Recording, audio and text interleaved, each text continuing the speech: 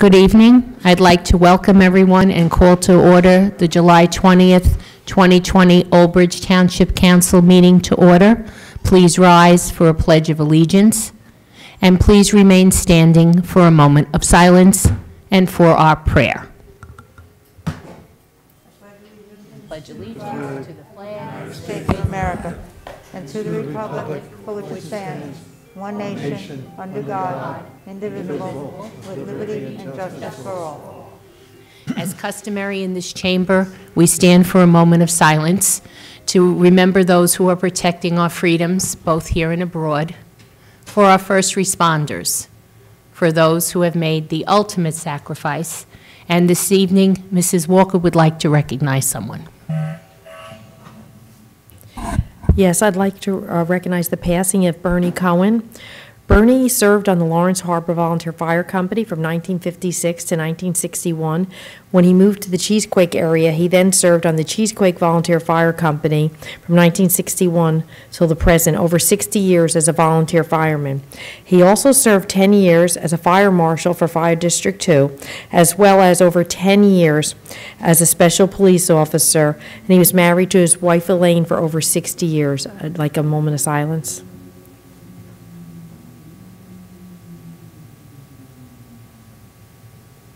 Thank you.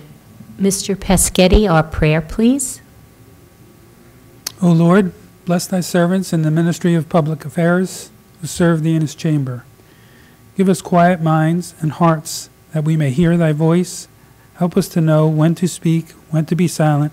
Give us strength to oppose the wrong and uphold the right, and grant that we have a good conscience and soul at peace with thee and with one another. Amen. Amen. Everyone, please be seated. Thank you. Michael, this is for you.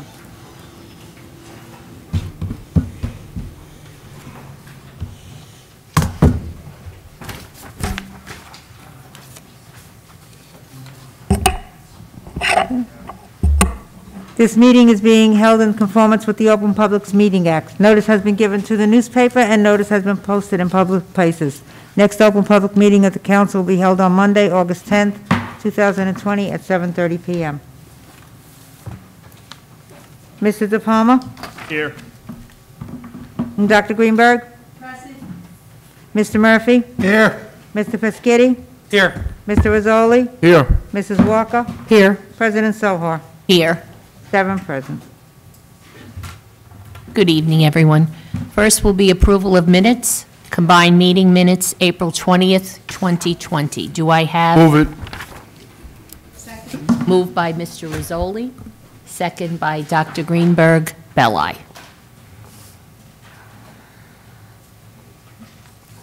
Mr. De Palma? Yes. Dr. Greenberg?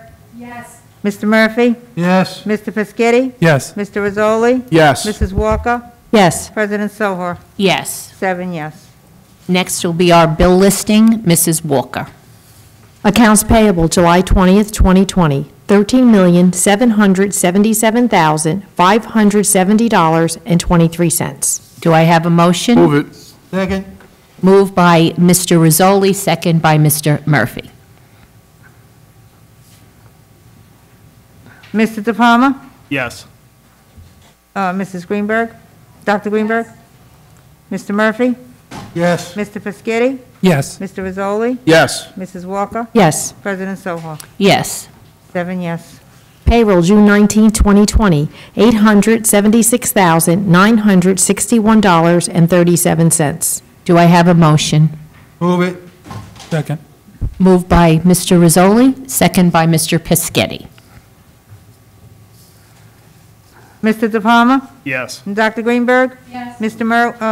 Murphy? Yes. Mr. Peschetti? Yes. Mr. Rizzoli? Yes. Mrs. Walker? Yes. President Sohar? Yes. 7 yes. Payroll overtime June 19, 2020, $31,185.78. Move it. Moved by Mr. Murphy, second by Mr. Peschetti. And Mr. Shaw, may we have a breakdown, please? Thank you, Council President. As Councilwoman Walker indicated, the total overtime for this pay period was $31,185.78. There are no uptick in any other department.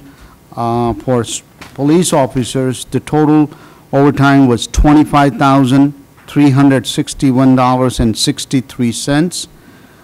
Deduct grants, $3,564.94. Deduct ETO, $2,794.66. Deduct for pandemic, $2,867.56. The net overtime was $16,134.47, representing 364.25 man and women hours. There was one officer injured on duty during this pay period. Thank you, Mr. Shaw. I have a question. What was the time period of that overtime, please? That overtime represents the pay period on June 19th. It would start from June 5th to June 19th period. So it does not include the times when the rallies were in town? I believe it includes the time, the rally related overtime, yes. Well, I think one was presented as a school function, and I think the school, we have a shared service with them, and I would like, really, I just feel they're responsible for paying some of that also. Okay. I guess we can take an action, so separate that. I will ask police to separate specific that evening overtime, and then come back to the council, and then we'll, finalize that billing with the school. Okay, thank you very much. No vote on it tonight. Well, we still have to approve this overtime because we already paid all this payroll and overtime.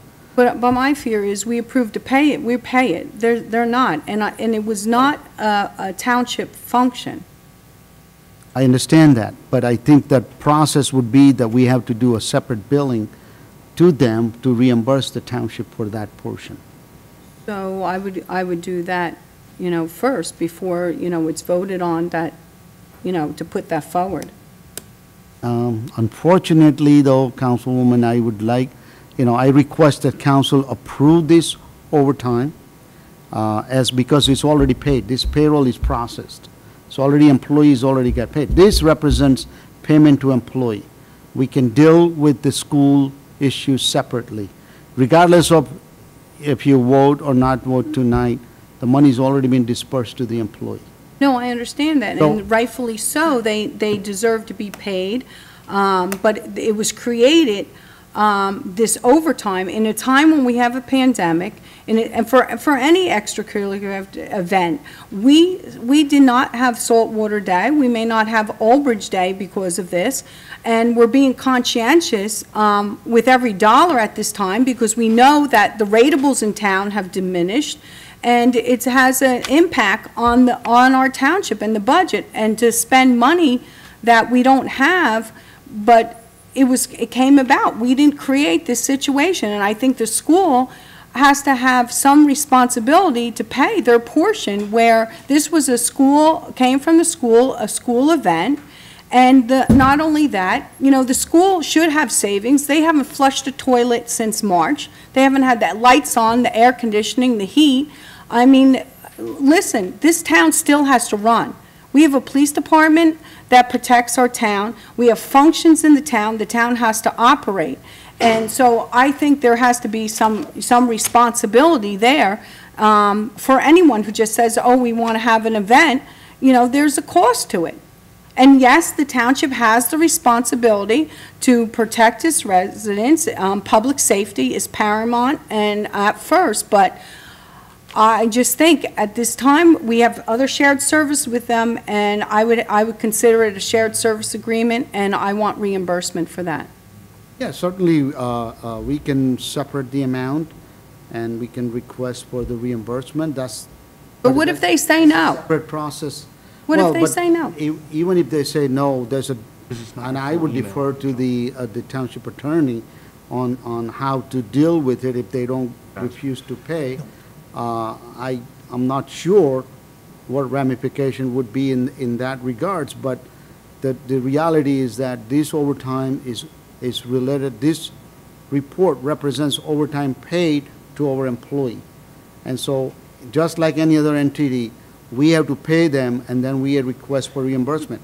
For example, when we do outside employment, a police officer that does security detail on the road projects, we get reimbursed by those entities, but they are reported on our payroll. So this is the same concept. Okay, so I appreciate that concept, and it makes sense that we should be reimbursed. And I know that we always keep the Board of Education and education of our students, you know, it's a paramount importance without a doubt. I mean, even when the mayor structured a pilot program, we guaranteed that the Board of Education gets money. And I think that we should be good partners, good neighbors, and share this expense, because it's not fair to continue taking from this budget. And everyone knows, because I've already been inundated with the tax bills that goes out, and when you look at it, 58% goes to the school. We have such a small percentage, and here we're taking money, more money, when we're in a dire situation. So I take this very seriously, and I hope that they are respectful and cooperative, and I would make sure they get sent the bill. Council, I'd just like to make a comment about that. We already have a shared service agreement with the school district, so even if they pay partial, what their responsibility is under the shared services, it's important to realize, as you said, Councilwoman Greenberg, that, you know, we didn't have an option. We had to provide the security, not only for the function, but the neighborhoods, the local businesses, everybody had, and the chief, I think, did a great job. Obviously, the event went off, no incidents, you know, we're not going to allow any of our residents to be impacted. We wouldn't allow any of our local businesses to be. At that time, it was pretty scary what was going on around the country. We didn't expect that here in Old Bridge, but we had to prepare for it. So it took a substantial amount of resources that day. But the chief and the police department, the captains, all did and I think, see the number. It was reasonable, but we can certainly request a reimbursement, a partial reimbursement for that day. I would agree. I think. I don't think there'll be an issue. Hold on to that.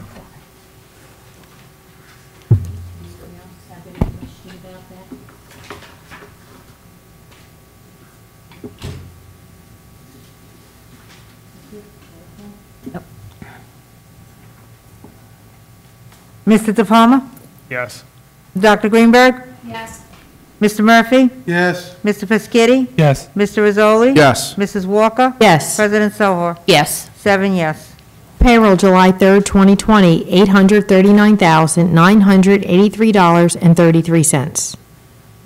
Second. Moved by Mr. Pescetti, second by, is it Mr. Murphy? Murphy. It was Mr. Murphy. Murphy, okay.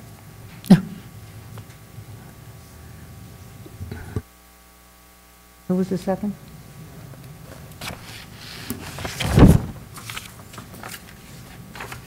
I thought he was the first. Mr. De Palma? Yes. Dr. Greenberg? Yes. Mr. Murphy? Yes. Mr. Pescetti? Yes. Mr. Rizzoli? Yes. Mrs. Walker? Yes. President Sohor? Yes. 7 yes. Payroll overtime, July 3rd, 2020, $35,331.65. Do I have a motion? Move it. Moved by Mr. Pescetti, second by Mr. Murphy. May we have a breakdown, Mr. Yes. Mr. Shaw, please? Thank you, Council President. As Councilwoman Walker indicated, the total overtime for this pay period is $35,331.65. Again, there were no other department had a real uptick. For police department, the total overtime was $30,839.02. Deduct grants, $5,168.74. Deduct ETO, $6,083.60. Deduct pandemic cost, $2,108.39. The total overtime was $17,478.29, representing 443.50 man and women hours. There was 2 officers injured on duty this pay period. Thank you, Mr. Shaw.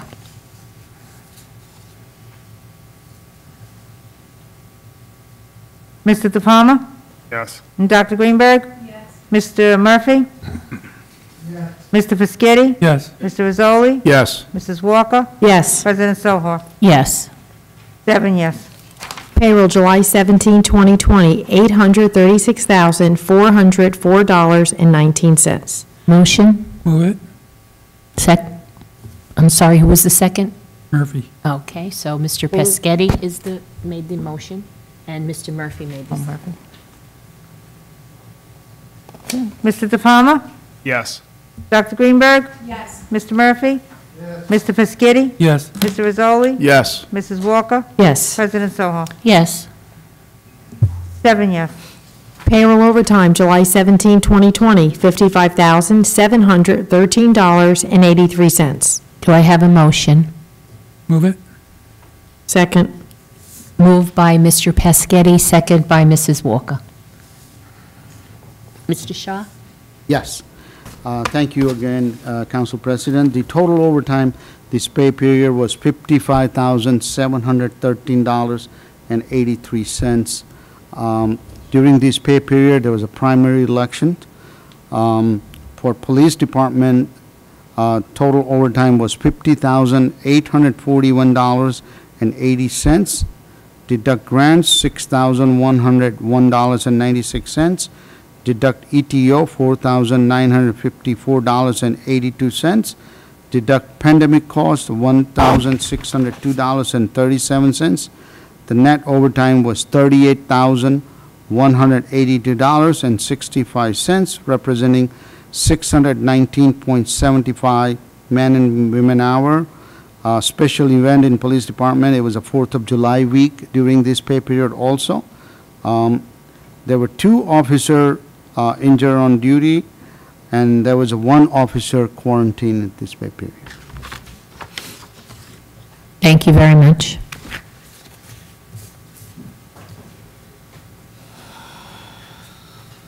Mr. De Palma? Yes. Dr. Greenberg? Yes. Mr. Murphy? Mr. Fischetti? Yes. Mr. Rizzoli? Yes. Mrs. Walker? Yes. President Sohar? Yes. 7 yes. That concludes the bill list. Thank you, Mrs. Walker. Next will be public hearings and ordinances for second reading. H1, Release Reduction Performance Guarantee, Investors Bank, Block 3230, Lot 2.15, application number 52-16Z. Good evening, Mrs. Shapiro. How are you? Evening, Council.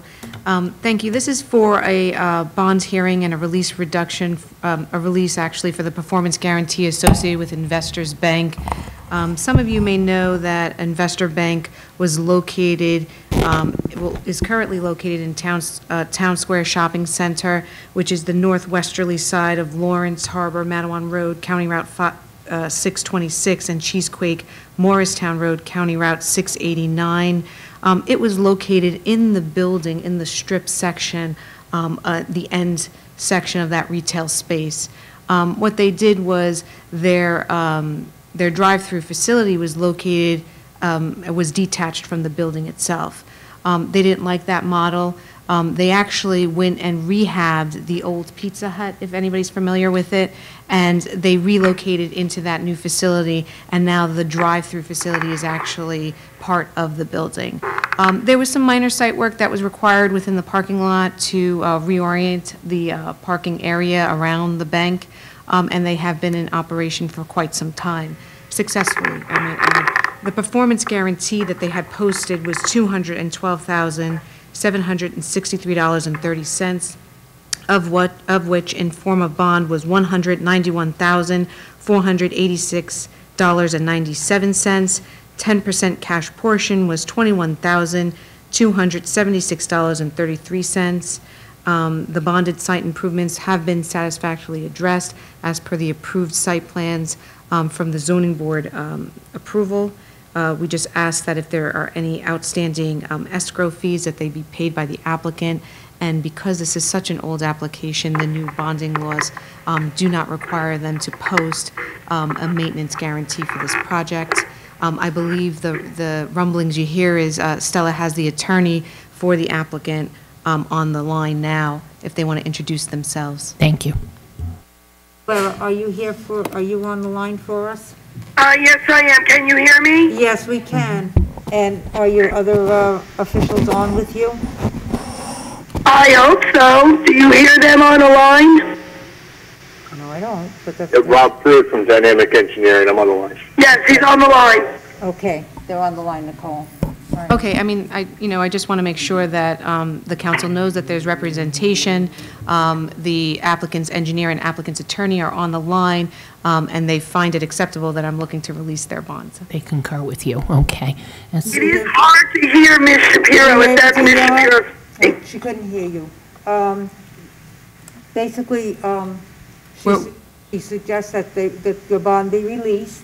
You're both on the line, we see that. That any outstanding escrows would be taken care of? Yes, we agree to that. Okay, so then that's it, okay? Do you have any questions for us or for the council? My only question would be, what is the time frame for the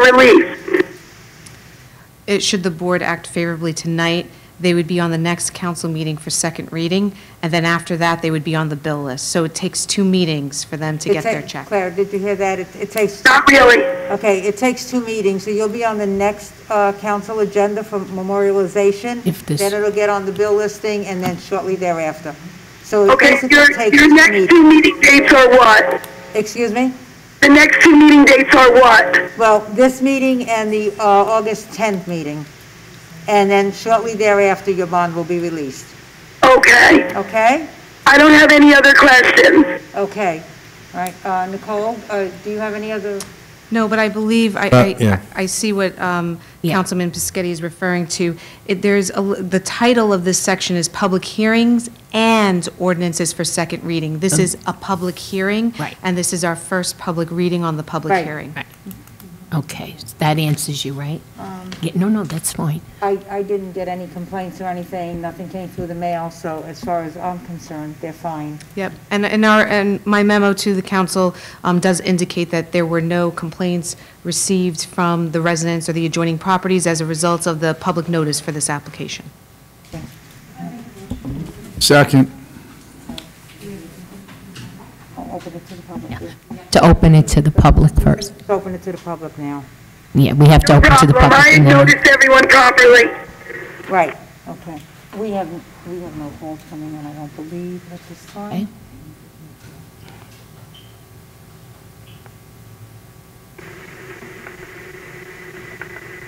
Okay. Feature code 10 activated. There are no calls at this time Okay. from the public. And we've given ample time, correct? We had the first and second, we're just waiting, how long before we have to? No, that's It's fine. good? We would've gone. Okay, so did you make the motion? I made the motion and Mr. Rizzoli seconded. Okay, so Dr. Greenberg made the motion, Mr. Rizzoli made the second, and we did open it up to the public, no one was there. Mr. De Palma? Yes. Dr. Greenberg? Yes. Mr. Murphy? Yes. Mr. Piscotty? Yes. Mr. Rizzoli? Yes. Mrs. Walker? Yes. President Soha? Yes. 7 yes. Okay, all right, you will hear from either the engineer or myself. Okay, thank you very much for calling in and for all your patience. Thank you very much, good board. Thank you for your time. Thank you, bye-bye. Thank you, council. Rob Pruitt, Dynamic Engineering.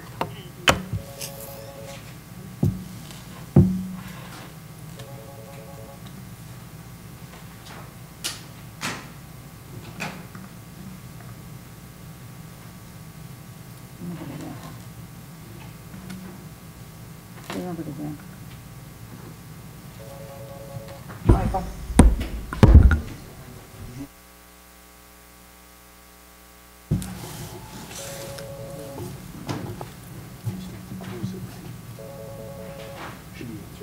Store 45? Yeah. Store 45, just close it. Okay. There's a second one.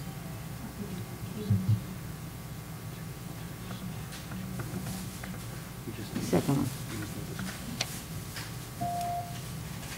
Feature code 10 deactivated. Just open it up to the public. You're good. Then, next will be H2, renewing plenary retail consumption license number 1209-019-007, Sarthy Corporation, trading as Town Square Wine, Liquor, and Bar. Conditions.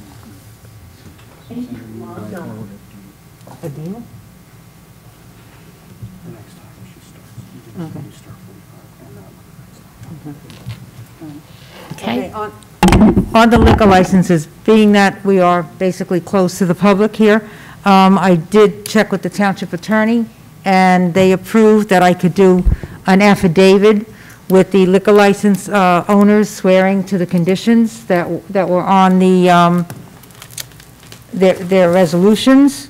They had it notarized. They did send it in to me. Everything is in order. If anybody has a problem with them, I do have a phone number that I can contact on tonight. They're sitting and waiting because they didn't know if they'd be able to get through or not. They didn't want to take a chance. I can read the affidavits to you. We're taking Sarthy first, I believe? Yes, Sarthy is first, Okay, please. Sarthy is first, and I'll read the affidavit to you.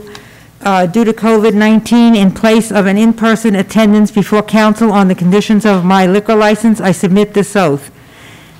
Gives the liquor license number 1209-33-19097, Sarthy Corp., trading as Town Square Wine, Liquor, and Bar, location 345C Matawan Road, Town Square Shopping Center in Matawan. I swear to abide by the conditions set forth on my liquor license that are listed in the resolution set forth before council for the new licensing term, which will expire on June 30th, 2021. My conditions are as follows. Number 1, install and maintain a surveillance system which covers the interior of the bar and also covers the front and rear exits. Number 2, this system will need to have the capacity to retain these images for 7 days. Those are the same conditions that they have had for many years, and we've had the police have had no problems with them because I haven't had any reports from them. So, if council is in favor. You got to open it to the public, Stella? Open to the public. Yep. Okay. So first, we will open it to the public and then come back to council if they have any questions or comments. Okay.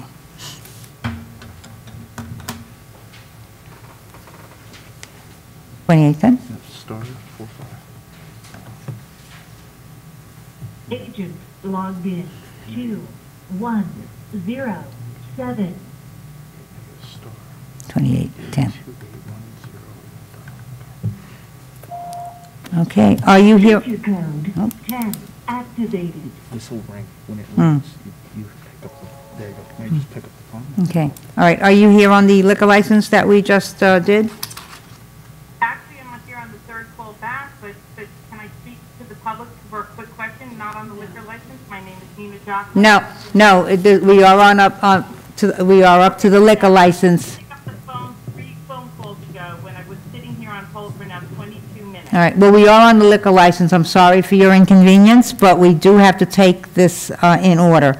The fact that you're not picking up the phone prior is no reason. We didn't know the phone was ringing. The phone didn't ring here. Excuse me, the phone didn't ring here. All right, Okay, I have been on hold.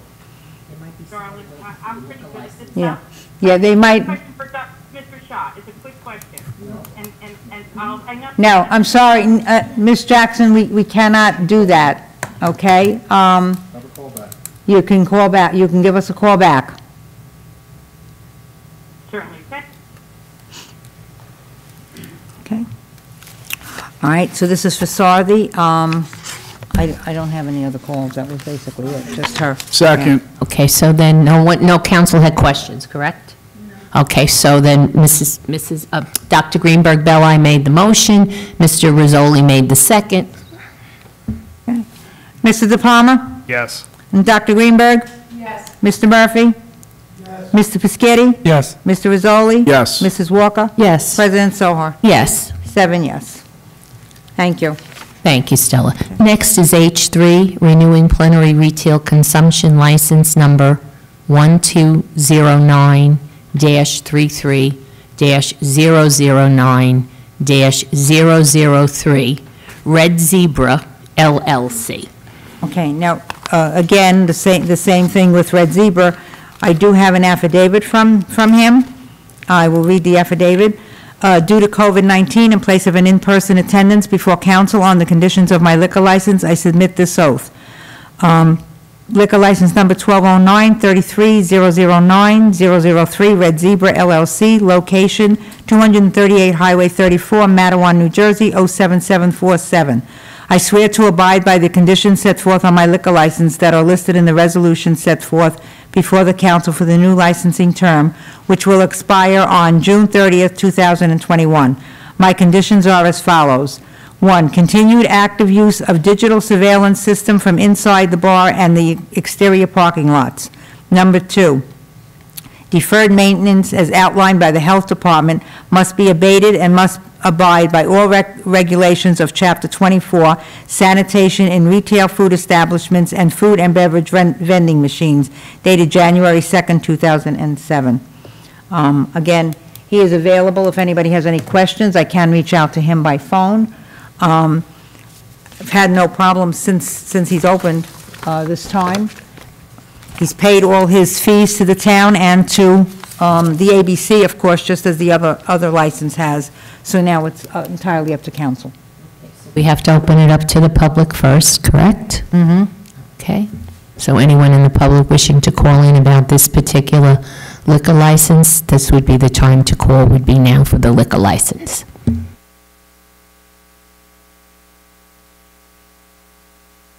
Feature code 10 deactivated.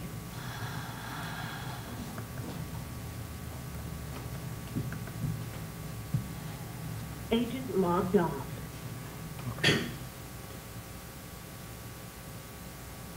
Mm-hmm. Agent logged in. 2 1 0 7. 2810. But you should still be in,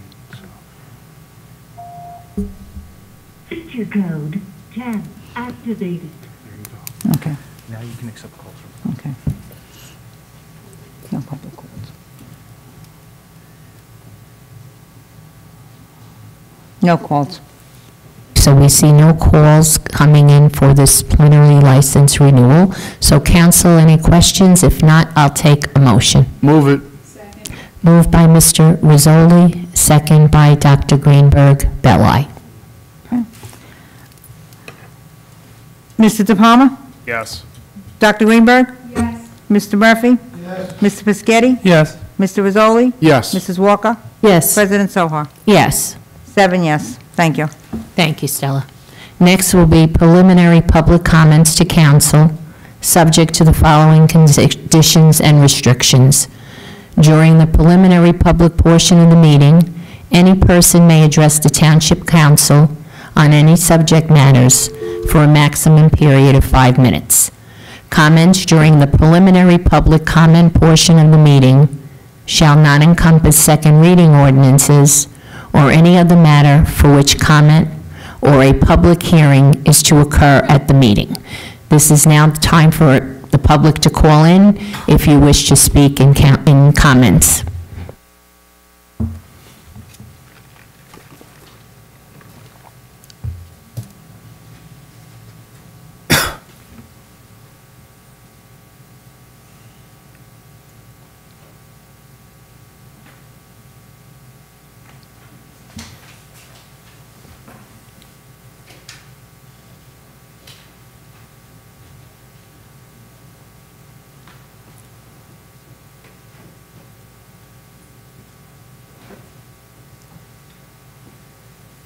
Once again, this is public comment portion. Anyone wishing to comment from the public, now is the time to call in. Thank you. Okay. Hello, welcome to the meeting. Good evening, council members and mayor and Mr. Shaw and Stella, and I'm not sure who else is there. I apologize for the people I missed. This is Nina Johnson. First, I have a few questions for you. Mr. Shaw, can you give me a price, a number of hours, man-hours that were for the Blue Lives Matter march? And is it usual and customary that the township typically covers the bill for things like cleanup on West Greystone Road, Englishtown Road, when people walk around and volunteer? There's lots of police officers always present. Who pays for that bill? Usual and customary. What is the usual and customary? Can you answer that for me first? I'm not clear on the question, but I can tell I do not have the hours breakdown on either one of those events. So you don't have the breakdown. So if I was to call you maybe tomorrow morning in the office or maybe tomorrow afternoon to be able to possibly give me the hours breakdown for the peace hours organized by students, not by the middle or high school, and you would be able to potentially give me at the same time the amount of hours that were used up, overtime hours by the Blue Lives Matter march. Is that correct, sir? I will I will request the police department to break down of those hours and report to the council at the next council meeting. Okay, and let me ask you a second question, Mr. Shaw. And is it usual and customary that the township cover the police escort for things like street cleanup and safety matters unrelated to, of course, construction and major business renovation? The only thing, the organizations, the not-for-profit organizations, and demand money back, because I actually see the mayor working with these people, so I don't think so, but I would really like to know your answer on that one, sir. If there are events held by the township, township does cover the cost of the police security on all of those events necessary. It is not necessary that all events have a police security, but depending on the location, township will request the police department to provide escort. But if there are township events, yes, we will cover the cost of those. So I'm just trying to understand something. They're not township-related events when you clean up streets. They're actually volunteers, organizations. So I'm actually just trying to understand how you get your money back for those events that you're trying to get back and challenge and ask the school for a township that's already got, I think the township actually got a tax payback of about 93% this quarter, right? Isn't that about right, Mr. Shaw? Am I close to the number?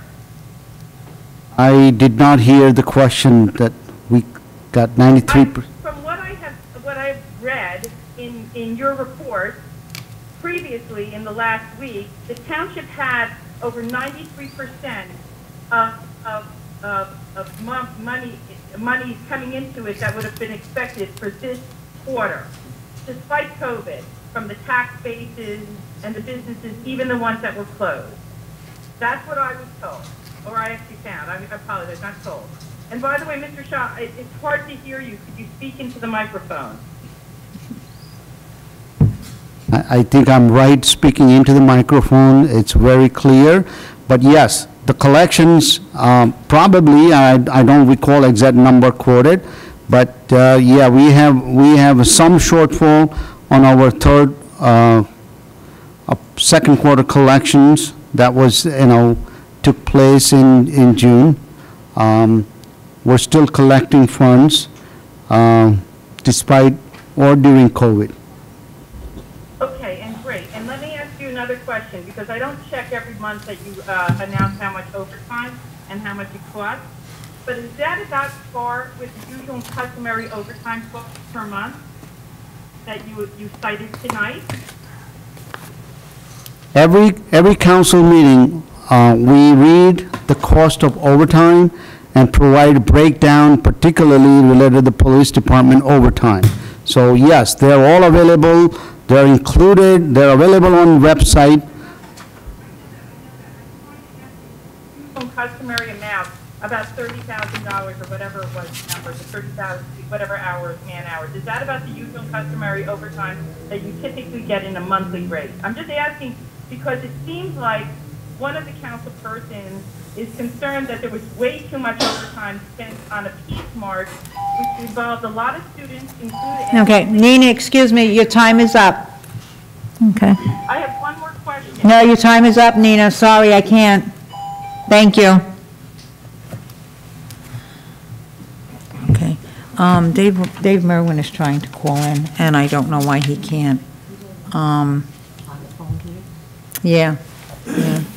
Said he's trying to call in. I guess I can call him on this phone, all right? Let me get his number and I'll call him. Is that all right, Madam President? Right now, the public still has the opportunity to call in. If there's anyone in the public who wishes to speak, they can call in.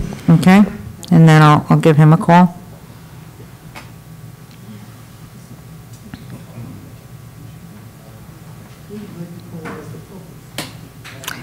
He tried, evidently he had trouble.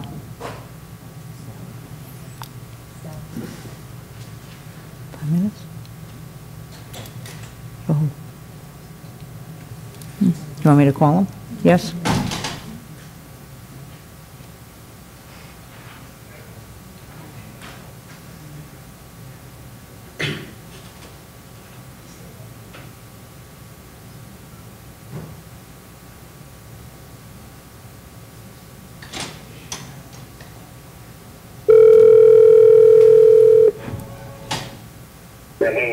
Hi. Okay. Councilman Merwin, can you hear us? Yes, I can. Okay. All right. You said you had trouble dialing in? I called him on the number you gave me in that text message, and Okay. I've been waiting. Okay. All right. Madam Secretary. Okay. All right. Go ahead, David. We can hear you. Okay, did Adina get through? I don't know. I didn't hear from her. Adina. Okay. Yeah. She was supposed to call him also. Nina, did you say Adina or Nina? Adina. Yeah, no, Adina hasn't gotten through yet. All right. Did you have something that you wanted to say to anybody, or you're just holding on? No, I'm just holding on, and Okay. I think that's All right. part of the meeting. Okay. All right.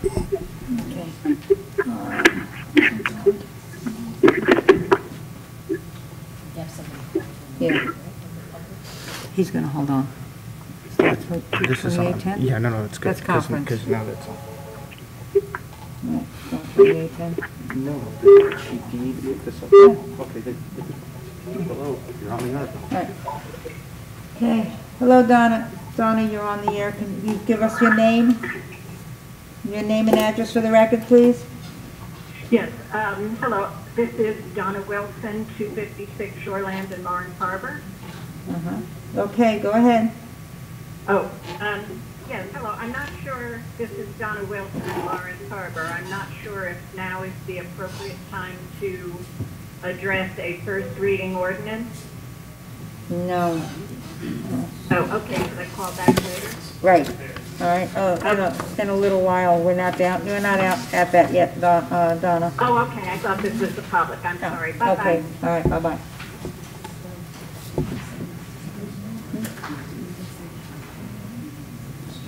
I can't hear you.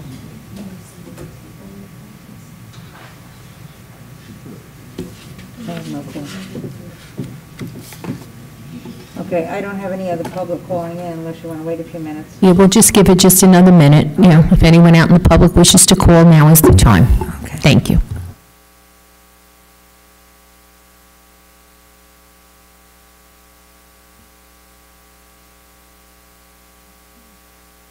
Yeah, he's on. He's going to stay on. But you're talking to him directly. He's not on the conference line, right? Oh, I don't know. Yeah, he's not on the conference line. Put him on the conference line. Hey, Dave. Dave. I'll call him back. Where's your notes here? 2999. No problem. Yes. Now, we have no one else from the public calling in, so we'll close the public portion. And now we'll go to council member comments. Please enter the conference PIN number. Stella, you want to call That for PIN is council? invalid for this Council member comments? Okay. We'll start with Mr. De Palma, we'll start with you first. Yeah, just a couple quick things. With the way the weather's going and all the stuff now, just a reminder to everyone, please check on your neighbors. There's like 105 degrees. It's going to be even warmer tomorrow with the real feel and all of that. So, be a good neighbor. If you know someone next to you that should be checked on, please just give them a call, text message, whatever it may be. Just make sure we check on everybody to make sure everyone's doing okay.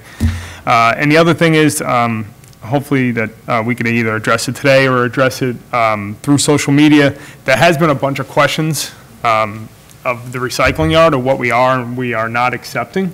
I don't know we have been putting this stuff out, but what I can ask is make sure that if we can just constantly put it out more and more, because folks are telling me, no, I could bring cans and I could bring boxes and I could bring this, and I'm trying to tell everybody, they pick it up at your curb, don't bring it to the recycling center, just wait for your recycle. And everyone, they're trying to tell me that I'm wrong. I'm like, things have kind of changed with the cost of recycling. So if we can, if we could just start posting that out a little bit more. I know it's probably going to be redundant. I'd rather be redundant than not giving the information enough. But just so everybody's aware, if you could put it out at your curb, put it out at your curb, don't bring it to the recycling center. It actually winds up costing our township twice. We're paying it for you and we're paying it for ourselves. That's all I had to say. And then also, Madam President, happy birthday. Oh. This one's a secret one. You should be happy. 50 years old is a great year. Yeah, oh, mama. Okay, well, anything else, you're good? Thank you. Okay. Okay, all right. Dr. Greenberg? So what I would like to talk about, on July 7th was the primary, and as everyone knows, it was moved a month because of the pandemic. Also, it was instituted the vote by mail. Even if you registered, didn't register to vote by mail, they sent out vote by mails to everyone. And we already talked about that debacle where they sent the wrong vote by mail ballots to people. The different legislative districts were all messed up. Democrats were getting Republicans, Republicans were getting Democrats. So that is very unfortunate and a waste of money. But the major thing that I wanted to talk about was the primary day itself. I heard from people that work the polls all over, and it was very, very chaotic, and they felt that it was poorly orchestrated and unnecessary. So basically, when you force someone to vote by mail, and then they really want to vote at the polls, and then there's a provisional ballot in a pandemic, there was more one-on-one time. So really their purpose was to have this so there wasn't, there was more social distancing.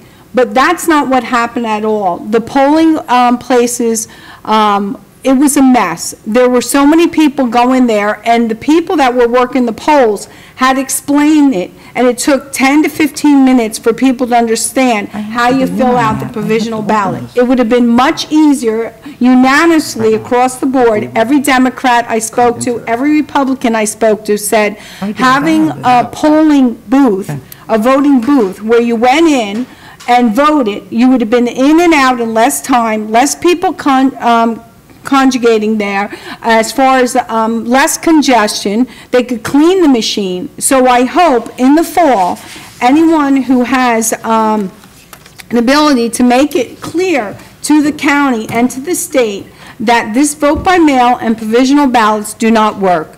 Also to think that now, today, is July 20th, and candidates don't even know what happened in the election. That is absurd. This is the United States of America. We are supposed to be an advanced country, not a third world country. And I don't know why we're slipping back to this situation. It's really disgusting to me. And basically, it created a very dangerous situation at the polls. They didn't even have enough boxes where it forced our clerk and the police to go all over town delivering more boxes. It was a mess, and anyone thinks that it wasn't really should have gone there and witnessed it for yourself. But you don't even have to do that. Talk to anyone who worked those polls. But to me, it is disturbing. It is disturbing. More than 2 weeks, it will be 2 weeks tomorrow, we will still not know the numbers of who won this primary and the numbers that they came forward to. That is literally absurd and should not happen. And anyone in the position to change that should make every effort to do so. Thank you.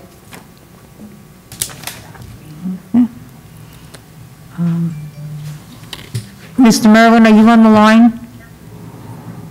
I am. Okay. All right, can you hear us? I can hear you. All right, do you have any council comments that you would like to add? Just everybody stay cool. Nice and hot out there. And I have a couple of things coming up during the meeting that we'll discuss. Is that it, David? I'm done. Just so you know, Adina has been trying to get through, so if you would have Mike maybe. Okay, Mike's working on that now. She should be in. I do have one comment. And it's that this is not working. Because I've been on that number waiting, just like the public's been waiting to get in. And you guys didn't even know I was there. I was in Never Never Land, just like Adina's been in Never Never Land. So it's not working. Somebody's got to do something with it.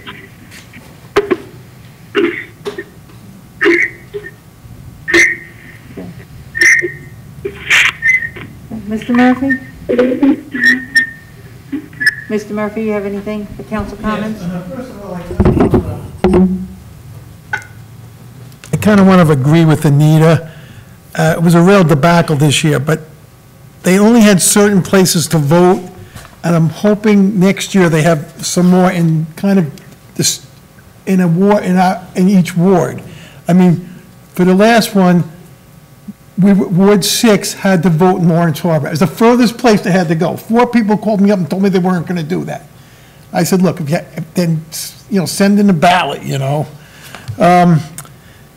Okay, that's off with that. I just hope everybody's feeling better and is getting over this, this whole mess that's going on right now. And I want to have you, as we've been doing, a lot of you have been calling me, I want you to call me with any questions or problems, or if you just want to talk, which a lot of you have been doing. And just in case you don't know me, I'm John Murphy, the Ward 6 councilman, and you're going to get all my information right on the website. Okay, that's all I have to say. Thank you, John. Mr. Vasquetti? Yes. I too want to agree with Anita. I don't want to repeat what she has said, but I didn't work the polls this year, but I've been working the polls for close to 30 years, and I have never seen it so bad. Where they had people from Ward 1 had to go all the way to Southwood to vote, and people in Ward 5 and 6 had to go to Lawrence Harbor. There's really no reason for that, whether you're trying to divide legislative districts or not. It made no sense. Not only that, I mean, it's like we should know at least how many ballots were cast, how many provisional ballots were cast. These are just numbers, and they should know the numbers by now. It's ridiculous to be waiting all this time. And,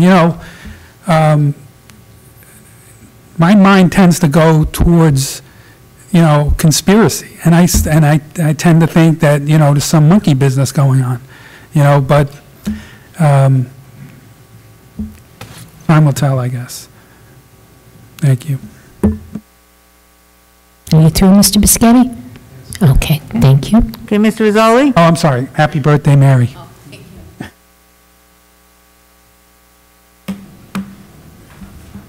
That's it? Mrs. Walker? Oh, excuse me. Oh, I'm sorry. That's okay. I thought he was done. First, happy birthday. Happy 40th, Mary. Well, once again, we have a situation in Trenton where the state legislature recently voted okay to allow the governor to borrow $9.9 billion. It started at 10, but I guess 9.9 billion, it's a good sales pitch, kind of like when you go to the store, it's $9.99 instead of $10. At no time did anyone even get an opportunity to really look into this. Why aren't cuts being made in projects that really don't help the residents of this state? The governor still financing his sanctuary state programs and other pet projects. Absolutely no consideration for the taxpayer. I've been getting calls from seniors. The tax freeze, the homestead rebate, the senior tax freeze has been suspended. They want to know where they're getting the money from. It's just absolute incompetence in Trenton right now. We have toll hikes going up, Parkway, Turnpike, looking at probably gas tax increases across the board. I suggest our representatives start speaking up, okay? You're there to represent the people who put you there, not party politics. People is what counts. People right now are afraid they're going to be taxed out of their homes. It's an absolute disgrace. $9.9 billion, there should have been a referendum put on the ballot, and the residents should have been able to vote on it, okay? Every agency in this state needs to start making intelligent decisions on how to help the taxpayer, from the county right down to the Board of Ed and every other agency in between. We all need to start working with one another to try to do something to keep people in their homes, because right now there are a lot of scared folks out there, and especially our seniors. I've been getting contacted by them. $100 to $1,000 increase, as we all know, is a lot of money. And thank you. Mrs. Walker? Yes, I received my tax bill this week, as I'm sure many of you have, and mine went up quite a bit. And if you look at your tax bills, because if the Board of Ed taxes have gone up, if you look at the breakdown, it's about 58% goes to the Board of Ed, and it's been going up every year since. But this year, it's very important because Murphy has done away with the homestead rebate, and the senior tax freeze is now on a freeze. So the most vulnerable of our society now are going to be hit very hard with this because they count on that freeze. Now they're going to get hit with these Board of Ed taxes, and it's really a sin. And also, I want to add what Mark said about the borrowing of the money. That's against the New Jersey State Constitution for them to borrow that money without us voting on it. And it's just wrong. They're taxing us out of our homes. We're fleeing New Jersey like crazy, and it's just a sin.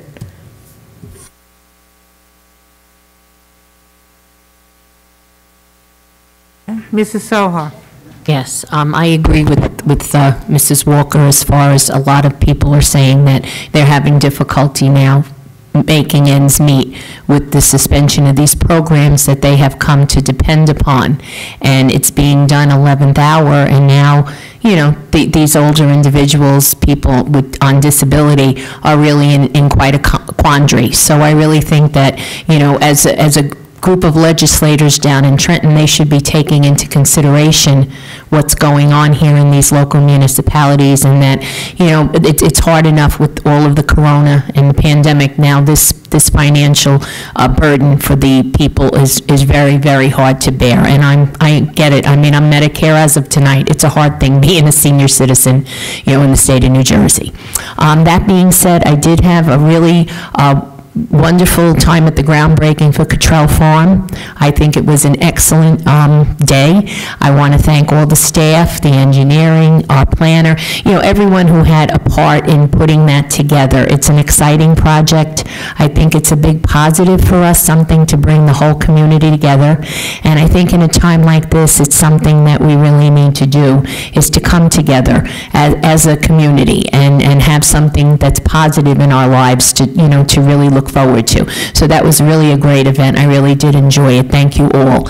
And then lastly, I'd just like to say thank you to all the staff and administration throughout this whole pandemic as we move forward. I mean, they have really done a yeoman's job in being here, all of them, of stepping up and really, you know, really protecting everyone and doing what's necessary. This courtroom tonight shows it, all the work that went into it, all the thought in trying to get us back here as a group where we really can communicate and get things, the work of the people done. So thanks to everyone for all of that. It's very appreciated. All right, Mary. All right, Council President, I think that's it. Okay. Thank you. Report of the clerk. Yes, I have a small report this evening. For those of you who may not have heard, after 22 years, I'm retiring as of October 1st. My last day as your township clerk is September 30th, And I want to thank you all, especially this council. This council has been a great council to work with, and the administration and the mayor, and of course my staff. And that's all I have. That's the only news that I have. Thank you.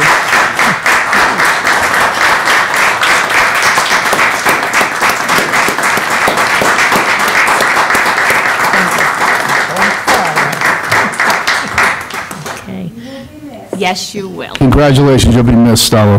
Thank you very much. Thank you. All the best. Yeah, sure. Anytime, John. And though I don't want to do this, do we have to accept this report? I don't want to, but we have to. So can I have a motion? Move it. Second. Okay, moved by Mr. Rizzoli, second by Mr. De Palma. And to echo everyone, Stella, we love you, and congratulations. Thank you. Okay. Mr. De Palma? If we say no, does it mean she can't leave?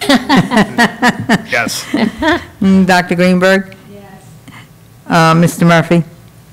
Yes. Mr. Piscatty? Yes. Mr. Rizzoli? Yes, welcome to the club.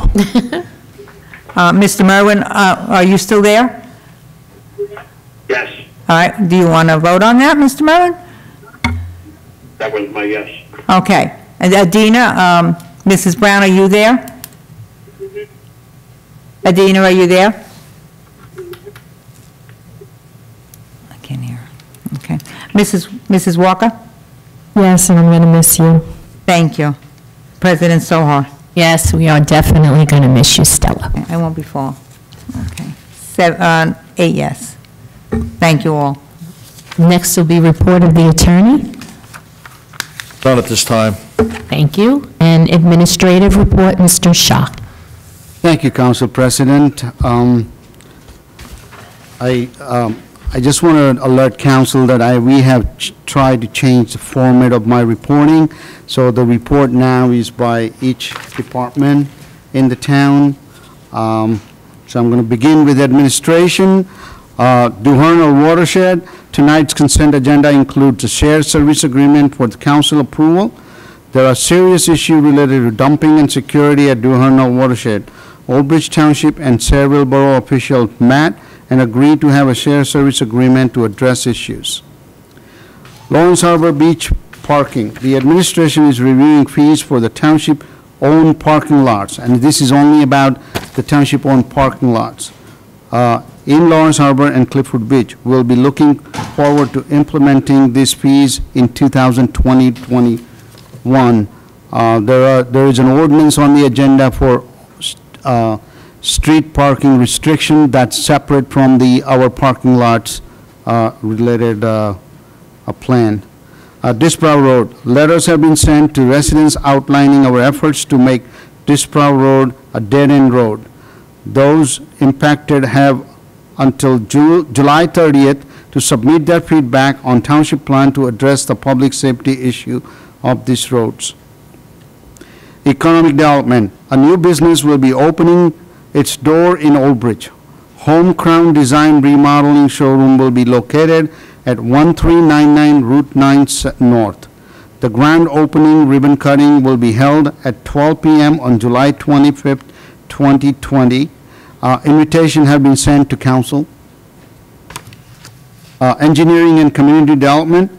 Township of Old Bridge has appropriated $110,000 of its federal community development block grant CARES fund for our small businesses assistance program.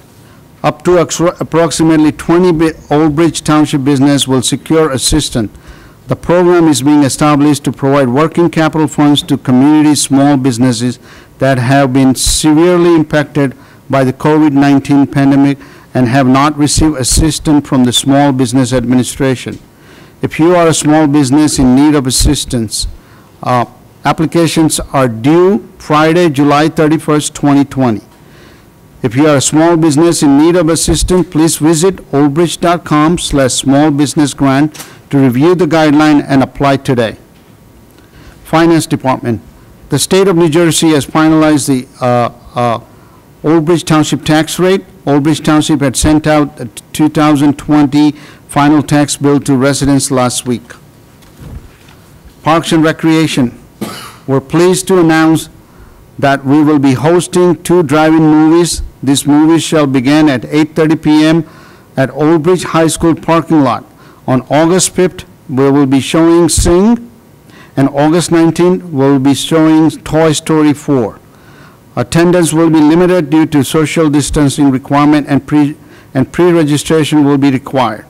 For more detail, please call Recreation Department at 732-721-5600, extension 4999.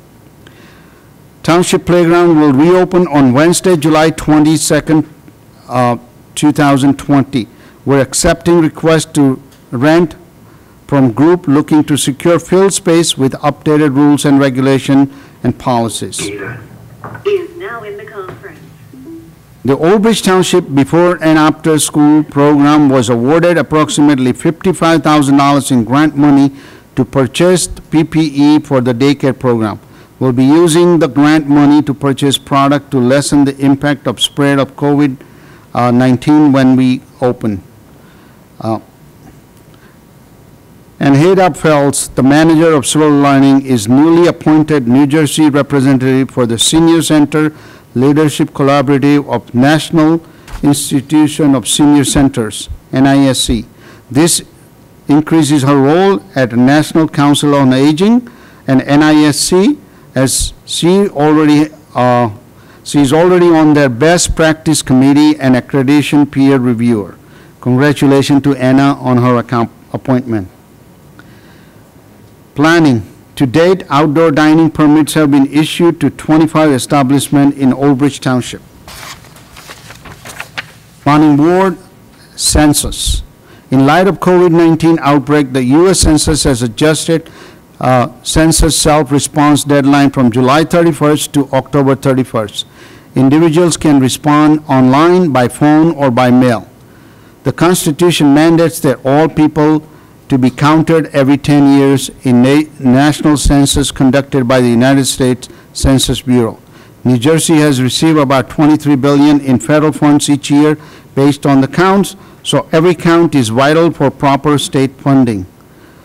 In order to further boost the response rate, the township is taking additional measures for public outreach. Our staff will continue to assist residents in filing census form online. All census-related information is posted on the township website and at oldbridge.com/census. I just want to alert to the council members that so far our efforts has been good. We have at least achieved equal or better census count to date compared to the last census. Police Department. The Old Bridge Police Department has once again successfully achieved reaccreditation status through the State Association of Chief of Police Law Enforcement Accreditation Program. Compliments to Police Administration for their efforts in getting reaccredited. Public Works. There will be township-wide pickup of TVs and large electronics on August 4 and August 6 by appointment only. Pickup in Ward 1, 2, and 3 will be on Tuesday, August 4th. Pickup in Ward 4, 5, and 6 will be on Thursday, August 6th. This pickup is for TVs and large electronics only, not appliances. Residents should email recycling@oldbridge.com to get on the list or call 732-721-5600, extension 6107. Council President, that concludes my report. Okay, thank you very much, Mr. Shaw. Are there any, move it? Okay, okay, moved by Dr. Greenberg Belli. Do you have okay, you have a question? Sure. Mr. Shaw. Council President, I have one request. Actually, I forgot two things. I forgot to say happy birthday to you and Nicole Shapiro. Both you have birthday today. That's right, yeah. Happy birthday. And the second thing is that I want to request that council appoint a council members finance committee to start reviewing possible finance impact from pandemics. And I like to start with the council, with our auditors and financial advisor, as well as like to in the future set up meeting with the other entity, library, public school, the Board of Education. Okay, very good, then we'll do that. Thank you.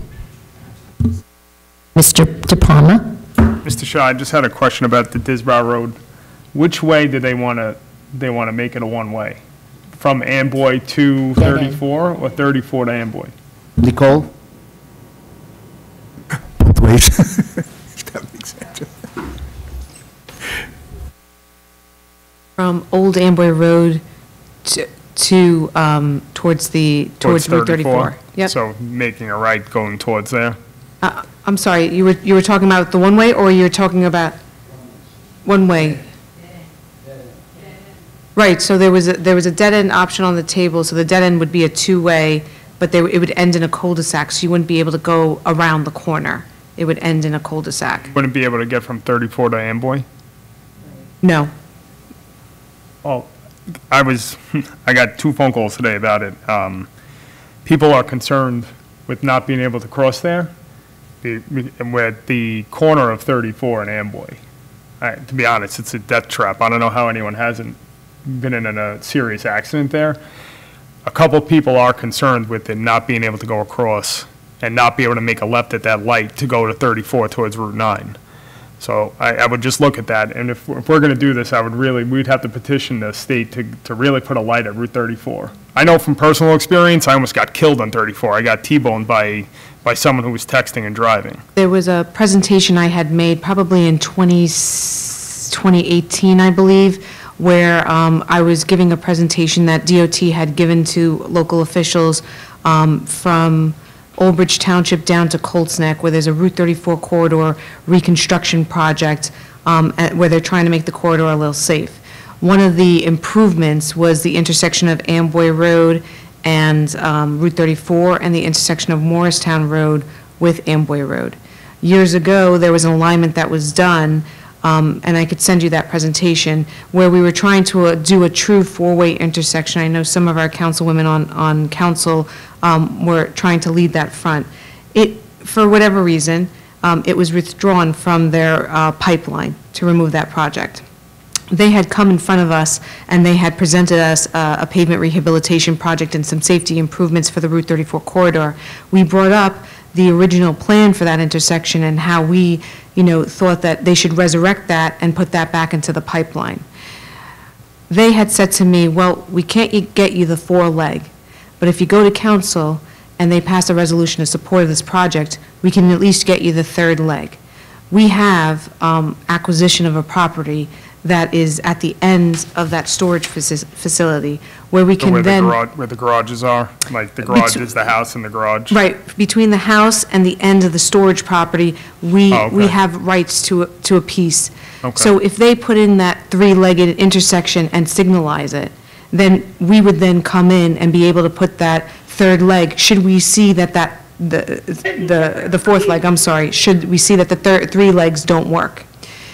Their improvements for Amboy Road at that, was to then make it a right in, right out, and no left turns.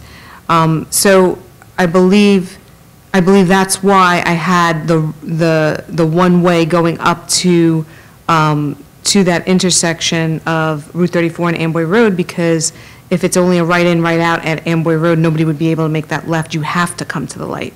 So the one-way option has to be one-way up. On Disbrow, I'm sorry, did I say that wrong? On Disbrow, should it be a one-way option? Should it be a cul-de-sac or a dead-end option? A lot of turns. There's a lot of turns, a lot of dead ends. Right. You know what we could do, if you could send it to me, just because one of the residents that called me was from Highview Estates, and they are concerned that once you do that, it's going to increase traffic through there, and that's a very minimally traveled development. And people going out to 34 to try to make a left, going towards Route 9, towards Big Ed's, if you're up on Amboy Road. Yep. At 10 o'clock at night, it's one thing. At 11 o'clock in the afternoon, you're not going to get out. And that traffic's going to back all the way back up. So I'm just concerned with it. I mean, I'm concerned with it personally because I got into an accident there 4 years ago. Mm-hmm. Like I said, someone was texting and driving and T-boned me. I just don't want to see that happen to anybody else. And I know that's a pretty dangerous intersection. I would just be concerned with making that one way and then us not having a light there to make up for the fact that there is a light at Disbrow and 34. Well, the light would be at Morristown Road. It wouldn't be at Amboy Road. It'd be at Morristown Road, so it would be a T intersection light. At the gas station. At the gas station, yes. That doesn't help, though, coming up Amboy unless we make that road. Well, like I said, the improvements to the Route 34 corridor, DOT will make Amboy Road a right-in, right-out. You will not be permitted to make a left out of Amboy Road onto Route 34. You know, but, I mean, I could certainly go through the Send it to me. presentation. I'm sure if I look at it on paper, maybe it makes more sense. I'm trying to Google Earth it in my head right now and trying to figure it out. And It's where, okay, I where have the it. different roads are going. Yeah, if you could send it to me, just, and then I'll call you with questions. Yeah. I'm just concerned with with that. Nicole, I just want to ask, what's the status on that? Because it was 2 years ago. I know the state moves really slow, but this has been like, we've been working on this for like 20 years already. When I did that presentation in front of you, they were in conceptual design. And just to give you an idea of DOT's pipeline, it goes conceptual, preliminary, final, then they go out to public bid, and then it's in construction phase. I believe now they're only in preliminary phase. Now, in between each of these phases, when they go from conceptual to preliminary to final, they have to rebid out the entire project. The problem when you do that scenario is the person the designer who's doing conceptual design is not the one that has preliminary design. So it's almost like you're starting from scratch. That person then has to relearn the entire project. Same when you go from preliminary to final. If they're not the lowest bidder on that design, they don't get final. So there's a little bit of some rework that goes on, and that's, to me, that's what takes a lot of time when you're going through the DOT process, you know. Maybe we could stop the traffic from going Morristown to 34 and put them to Disbrow, because that seems to be the problem. Because when you go to Amboy and 34, you can't get out because the cars constantly are coming off Morristown. So maybe we could do something like that. I mean, my goal would be to truly realign that intersection. Oh, absolutely, but they're not going to do it. They're not going to do it. But to get a signalized intersection, and this is when I had put the cost back in, I think, 2017, it's something like $350,000 on a good day. For a traffic light? Right. For a signalized intersection, because you have to do detectors on the signalized intersection, you have to do pedestrian, there's a lot of ADA requirements. To do a signalized intersection, it's about $350,000. If they give me 3 legs and I only have to do 1 leg, okay, I'm constructing a roadway, but then they're doing a lot of the heavy lift, right? I have to then add that 4th leg. If they go that route, and we see that things aren't working, 1, I could go back to them and say this isn't working, or 2, we could take it on ourselves and put it into a capital improvement project. That would then mean Amboy Road, you know, remember that picture I put on that board. In that scenario, when you have a 4-leg at Amboy Road that's now turning in between that storage facility and that residential property, and you're going straight in, you then make Amboy Road a cul-de-sac at the end. You make no movements out of Amboy Road onto 34. All your movements then come right from that 4th leg of that Morristown Route 34 intersection. Then you're now having a little bit less traffic on that Disbrow. Disbrow is a 90-degree turn. The other day, the mayor had said to me, he remembers when it was just a cow path that went through there, that it never really connected, that the intention of Disbrow Road was never to be the way it is today, and that's why it's so narrow. We've checked out a lot of different alternatives. One alternative was to realign the roadway to go away from that house on the corner instead of bringing the roadway close to them. There are steep slopes, there are environmental constraints. That couldn't happen. You know, that would be so costly. All the utility transmission lines are along that leg on the right side as you're going up, right? So on the south side of Disbrow Road. That is big dollar amounts to move each one of those poles and turn that corner. You're now talking about $1 million road project to get what I'm just talking about, a 24-foot wide roadway to turn that corner. That 90-degree turn will always be there. Will it be 75 to 80 degrees? Probably. It will never be a smooth transition. You would be taking a lot of property on that other side, a lot of property that's encumbered by environmental constraints. So there were a lot of alternatives that we had talked about in-house. We had talked about the one-way, we had talked about one-way up, one-way down. You know, we had taken a look at the neighborhood, and we started circling which neighborhoods, where would they go if this was one-way up, one-way down? How would they come home? How would they go to work? So there were a lot of variables that we had discussed internally. I mean, certainly I can come back if the mayor and the BA would like with the earlier presentation of just what that corridor looked like, what DOT had presented to us, just to refresh our memories and to refresh the memories of the residents at home. The best thing is for the state to come in and put a light at Amboy and 34. It would end all the troubles. It would stop all those accidents, deaths at Disbrow and Lambertson. And the traffic has been getting, I live over there, the traffic is horrific over there now. People are coming around that Disbrow speeding, and half of them don't stop at the stop sign. They just go right through it. And then, as you know, we had that car race about a month ago. It was unbelievable what we endured for hours over there. Cars racing 90 to 100 miles an hour down Disbrow Road. It was terrible. I wish we could stop it as it's a cut through, and that road isn't made to handle it. Like you said, it's a 90-degree turn. If you're coming down that road and a bus or a truck is coming the other way, you almost go off the edge there. It's very, very dangerous. I mean, in an ideal world, if we got the light and made Disbrow one way, it would be perfect. I think that would be the best solution, but unfortunately the state has other things to spend their money on, I don't know what. But I think they're causing all those deaths because the people don't go to Amboy and they come down to Disbrow, and that's where we're having those accidents. I can certainly update the council next time I'm back to let you know what the status is from the state on that project. Yeah, that would be great, because a lot of people have asked about the status as it plays into this whole scenario. You know, and I think the town is just trying to listen to the residents that live immediately there. And I mean, we have tried everything to get other people who use it as a cut through, you know, to get to the parkway, to just slow down, just stop at the stop signs. I mean, this is, you know, people now are getting like, what do you mean we can't use that road anymore? We get it, but you gotta understand, you're racing through there. We've put solar stop signs. We've put stop here. We've put slow down. We've said, you know, enforcement, you're going to get a ticket, you have to go to court. We have done so much to just say slow down. It's not that hard, but evidently it is. And this has been, her and I have been, Mrs. Walker, so long in coming. I hate to even say it, but I probably was your age. Now that quantifies how long this has been.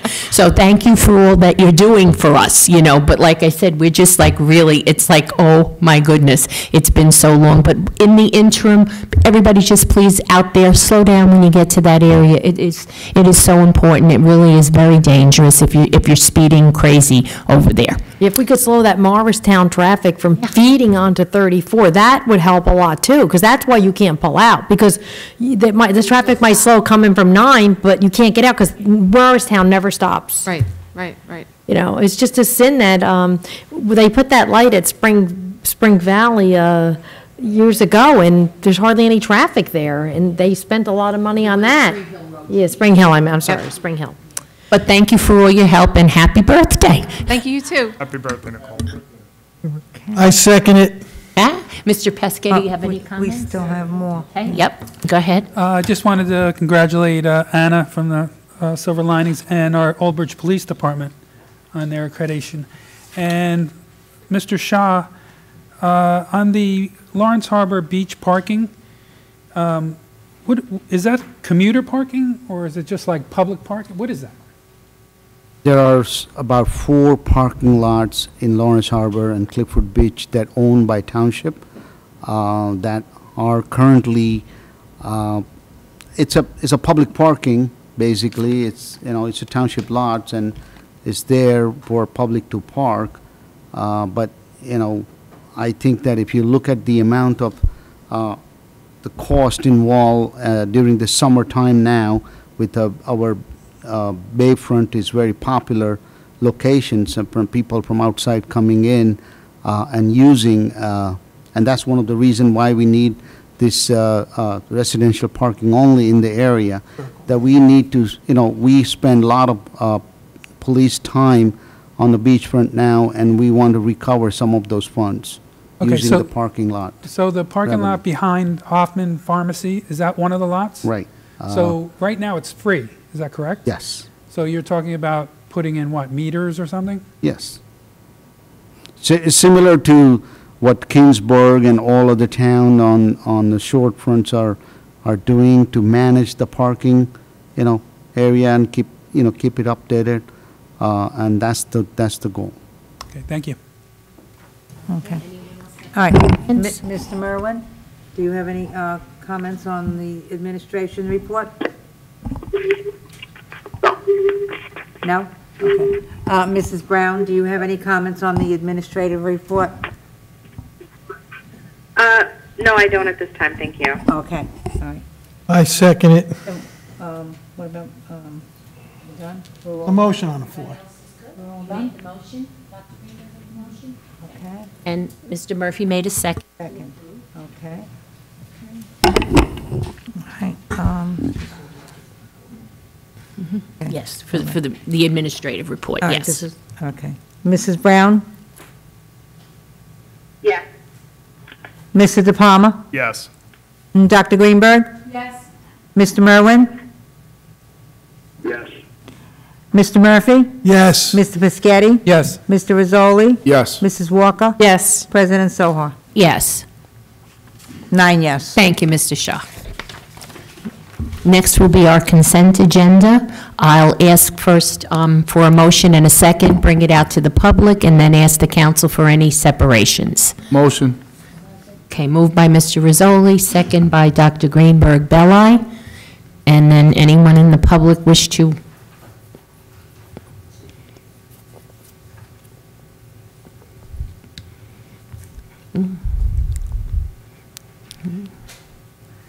We've opened it up to the public. Anyone wishing to call in about the administrative It is report? open to the public. Yeah, now is the time to call in if you have any questions on anything on the consent agenda items.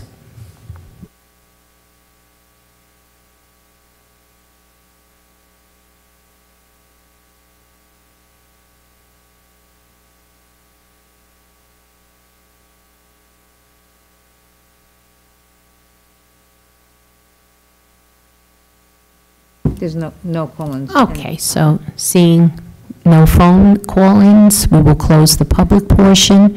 I will now ask Stella to ask each of the council people if they have any separations. Okay. All right. Mrs. Brown, do you have any separations on the consent agenda? No, I do not, thank you. Okay. Mr. De Palma? 10, 11, and 12?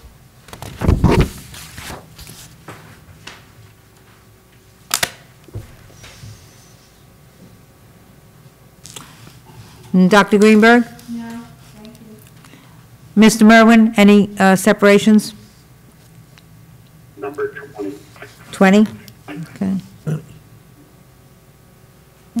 Mr. Murphy? No, not at this time, thank you. Mr. Not at all. Piscatty? C1. C1.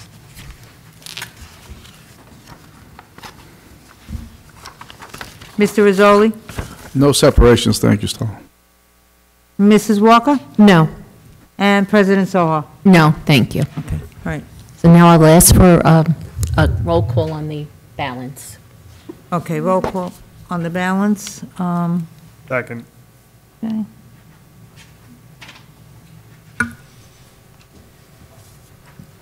Okay, Mrs. Brown? Yes. This is a roll call on the balance. Mr. De Palma? Yes. No, I said yes, thank you. Oh, thank you. Mr. De Palma? Yes. Dr. Greenberg? Yes. Mr. Merwin? Yes. Mr. Murphy? Yes. Mr. Piscatty? Yes. Mr. Rizzoli? Yes. Mrs. Walker? Yes. President Soha? Yes. 9 yes on the balance. And then we Next. have C1, which was from Mr. Piscatty. Right, Mr. Piscatty? Yes, just a quick question. On the original request for the bid, there was a line item for demolition, and then when the bids came in, that line item wasn't there. Does anybody know why?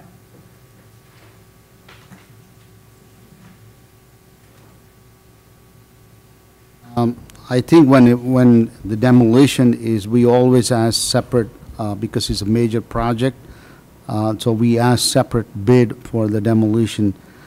Mostly this vacant property maintenance is to keep property in shape and get reimbursed from the property owner or the bank that owns that. Okay, thank you. Okay, anyone else, any questions? C1, I'll take a motion. I'll move it. Second. Moved by Mr. Pescitti, second by Mr. Rizzoli. Mrs. Brown? Yes. Mr. De Palma? Yes. Greenberg? Yes. Mr. Merwin? Yes.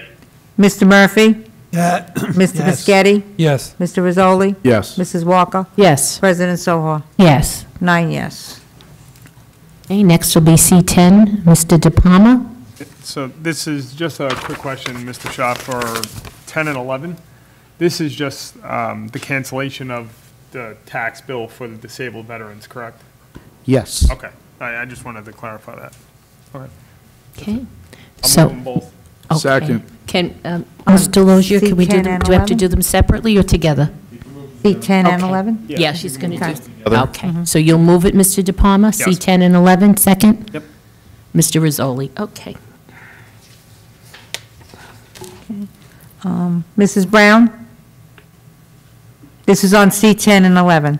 Okay, Mr. De Palma? Yes. Thank you. Yes. Dr. Greenberg? Yes. Mr. Merwin? Yes. Mr. Murphy? Yes. Mr. Piscitty? Yes. Mr. Rizzoli? Yes. Mrs. Walker? Yes. President Soha? Yes. 9 yes. Next will be C12, Mr. De Palma. So the question I had for this is, are we extending this because the executive order is still out there and we need the consultants in longer? No, no, no. This is specifically, in my administrative report, I reported that we have received funds from CDBG and we're creating a small business loan grant for the township-owned businesses, that $110,000. There is an administrative process, review and approval process that must comply with the grant, requirement. And so the consultant will be managing the review and approval process on the grants. And that's what this additional money is. Okay. Okay, okay, moved by Mr. De Palma, Second.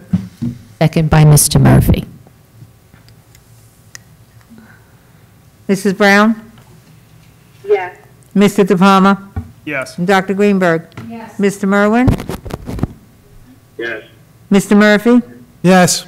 Mr. Biscotti? Yes. Mr. Rizzoli? Yes. Mrs. Walker? Yes. President Soha? Yes. 9 yes. And we have C20, Mr. Merwin.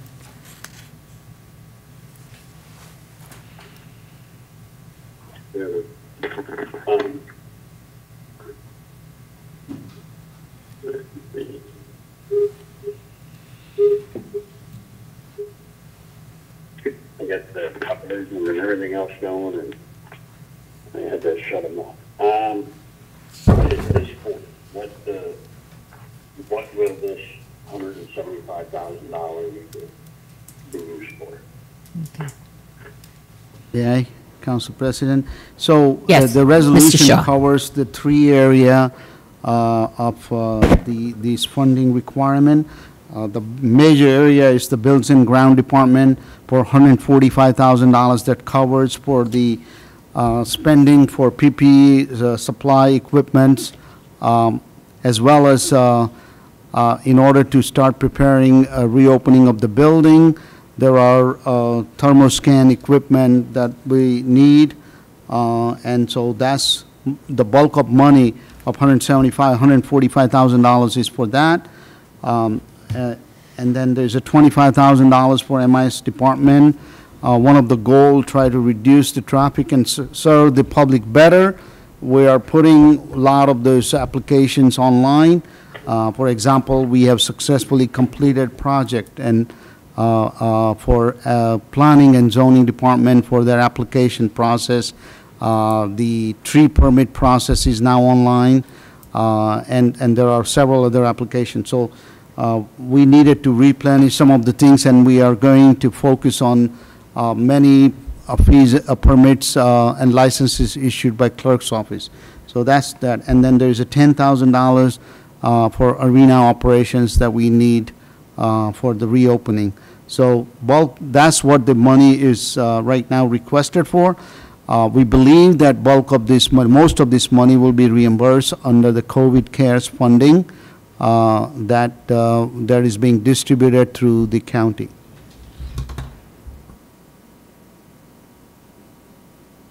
Okay, if anybody else has any questions, I'll move it. Okay. Move it. Second. Moved by Mr. Merwin, second by Mr. Rizzoli. All right, Mrs. Brown? Yes. Mr. De Palma? Yes. Dr. Greenberg? Yes. Mr. Merwin? Yes. Mr. Murphy? Yes. Mr. Pescetti? Yes. Mr. Rizzoli? Yes. Mrs. Walker? Yes. President Sohar? Yes, and thank you for all the hard work in planning this. 9 yes. Okay. Right. Next will be ordinances for second reading, number 2020-14, an ordinance of the Township of Old Bridge, amending section 108-4 entitled Fees, and section 235-16 entitled Certificate of Approval required prior to transfer fee of the code of the Township of Old Bridge. Move it. Moved by Mr. Pescetti. Do I have a second? Second. Second by Mrs. Walker. I'll now open it up to the public. If anyone wishes to call in on this particular ordinance, now would be the time to phone in.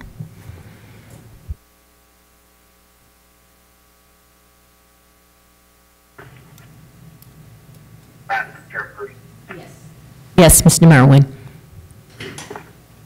Would it be appropriate at this time to move an amendment to? I'm sorry, Stella, I couldn't hear him. Did you say you wanted to add an amendment to it, Mr. Merwin? Yes. I will, I'd like to amend the ordinance all right. Okay. to reduce matter of fact, not reduce, but eliminate the residential component, the 165, and just raise the apartments. Okay, we're in the public Refer portion, to so- our township attorney, Mr. Lazier.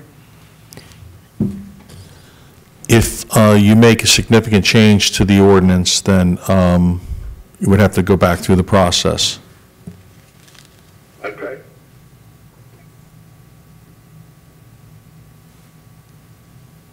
And I would say that based on the ordinance itself, the whole purpose was to amend the fees, and if you're going to delete one of those fees as an amendment, I would, it would be my interpretation that that would be a significant aspect of the ordinance, and would have to go through the process again.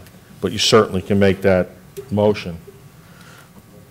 I definitely will make that motion that we remove the residential component at the 165 and just raise the apartments.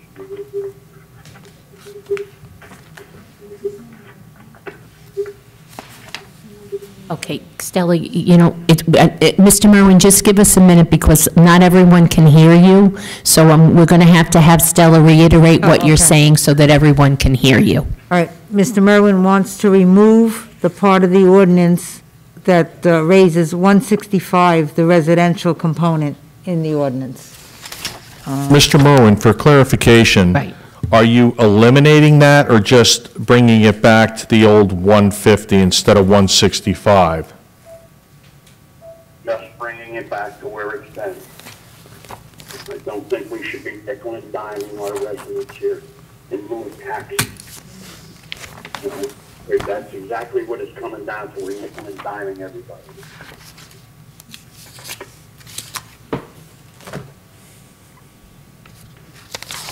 Council President, I just want to alert the council that the fees are recommended by the construction office to support the budget. As you know, the construction office has to support its own operations, and we have a significant dollar spending that goes on. And my understanding from Matt, correct me if I'm wrong, but this fee has not been adjusted over 12 years. And so we have been very careful in recommending increase, but I think if you just do one-sided fee increases, it might be counterproductive in the future. And so this is supposed to be under the state statute of self-supporting operation, and that's what we're trying to achieve. And at the end, this cost, either we raise through fees or through taxes. Those are the options.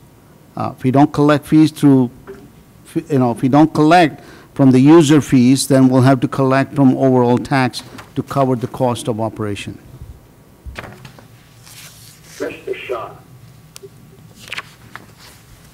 the response that I got from Mr. Reardon, the construction official, that every other council member got, clearly stated that this was in response to you to raise some money through this shortfall. If you could show me where this money is being utilized to fund that department, fine, but I think that's above and beyond. I have no idea where we said, I'm not sure I completely understand what you're saying, but this is a recommendation made, and I believe it's been while that we made this, the construction office made this recommendation. Unfortunately, Pat Reardon, the construction official, is on vacation and he couldn't attend the meeting, but I can certainly tell you that we have discussed with him multiple times, and he said these are reasonable increases recommended, up to 12 years of the same value. And bulk, what we have said is that bulk of increases on the large apartment complex.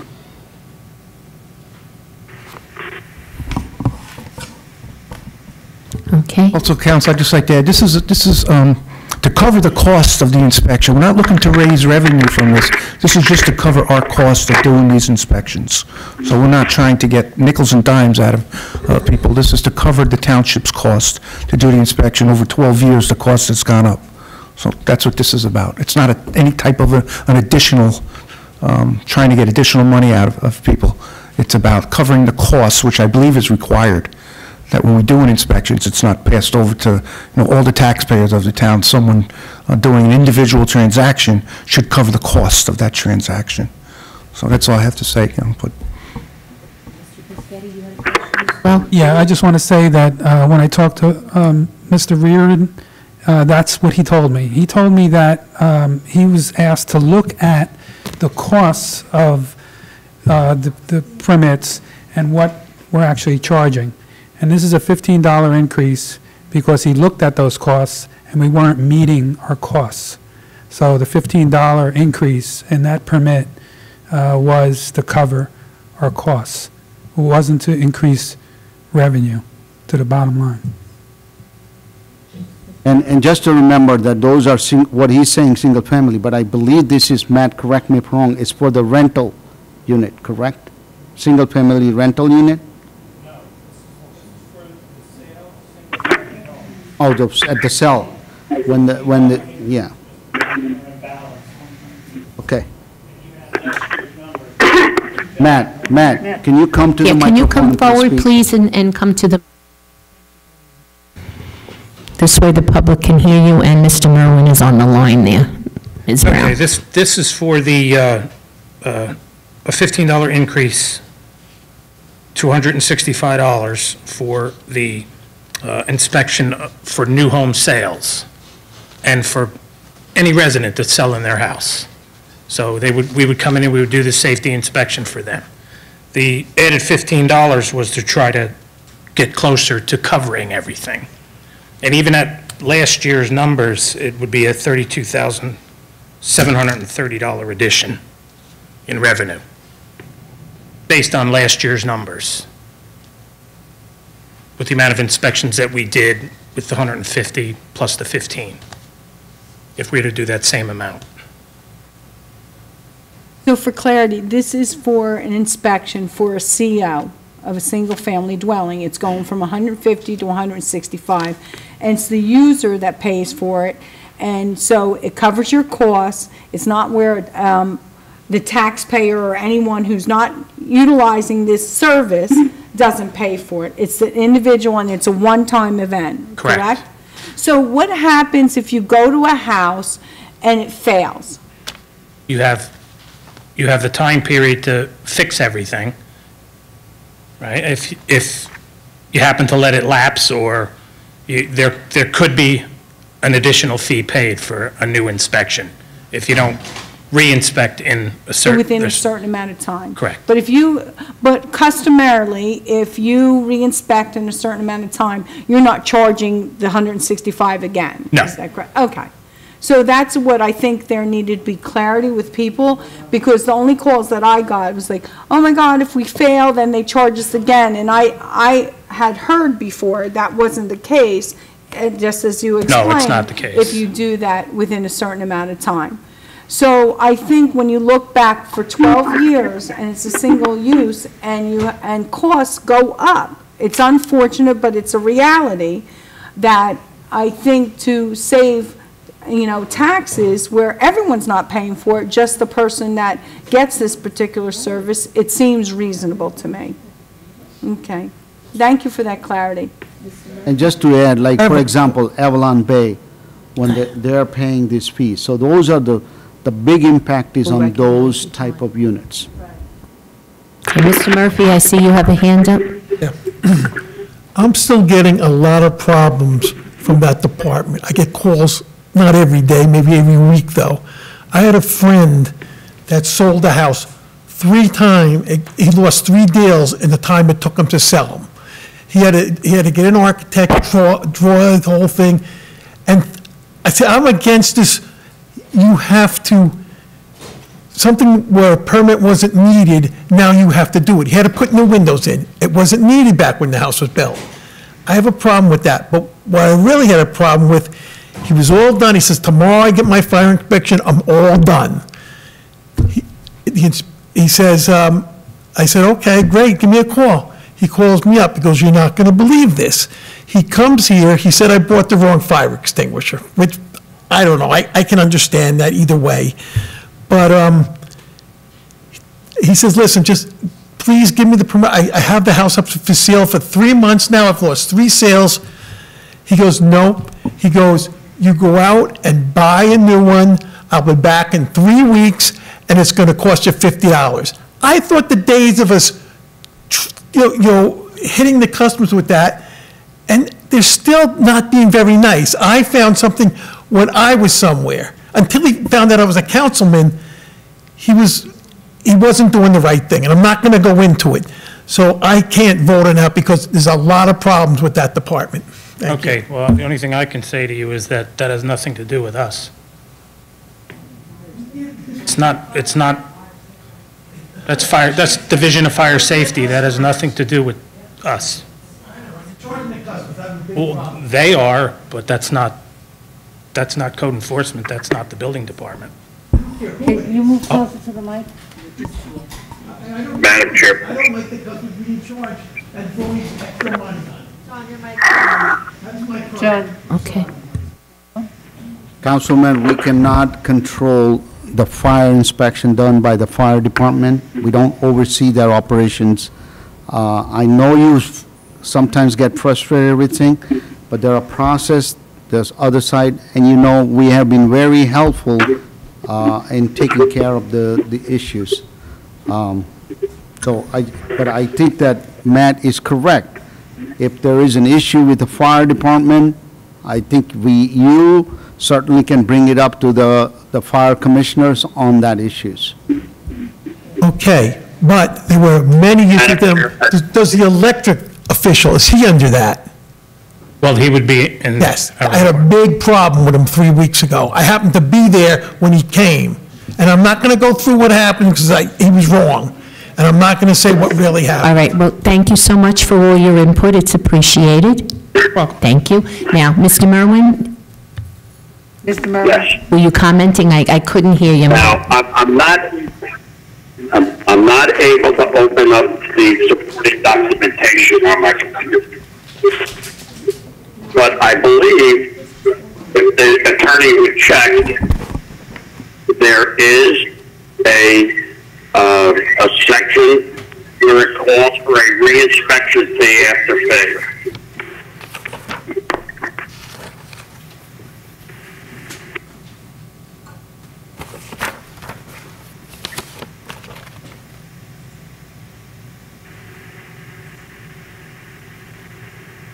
I don't see any in the ordinance that's up for second reading. Is that what you're asking me, Mr. Warren?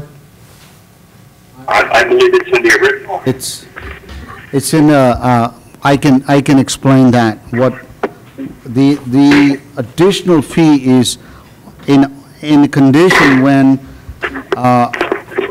it requires denial of a certificate and must therefore be re-inspected. An additional fee equivalent to initial inspection fee shall be charged. It's only when it's completely denial. If they come back, they do not charge reinspection. There's time lapse, or there is a substantial work to be done, and then complete reinspection of the entire unit is when the additional fee is charged.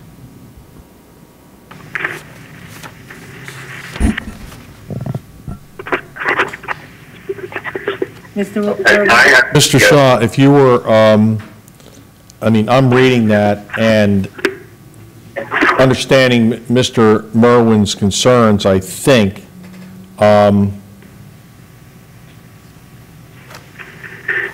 if we were to, you know,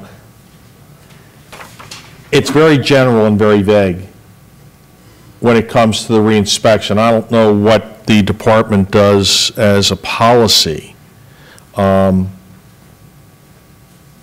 That is a policy, that's how they work. I had verified with construction official that they do not charge reinspection if they have to minor, corrections, and then they come back in short period. It's when they have a major correction and it's a longer period, then, time expires after certain times, that they have to redo the complete inspection, then they charge additional fees. Well, just from my perspective, from a legal perspective, there's no delineation of what's considered a major and a minor in the statute. I don't mean to complicate this, but with regard to the reinspection fee,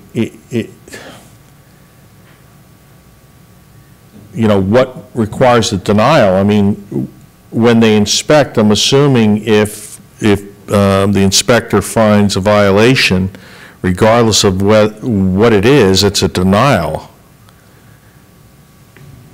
of the CO. I mean, am I correct, sir? Matt, can you explain?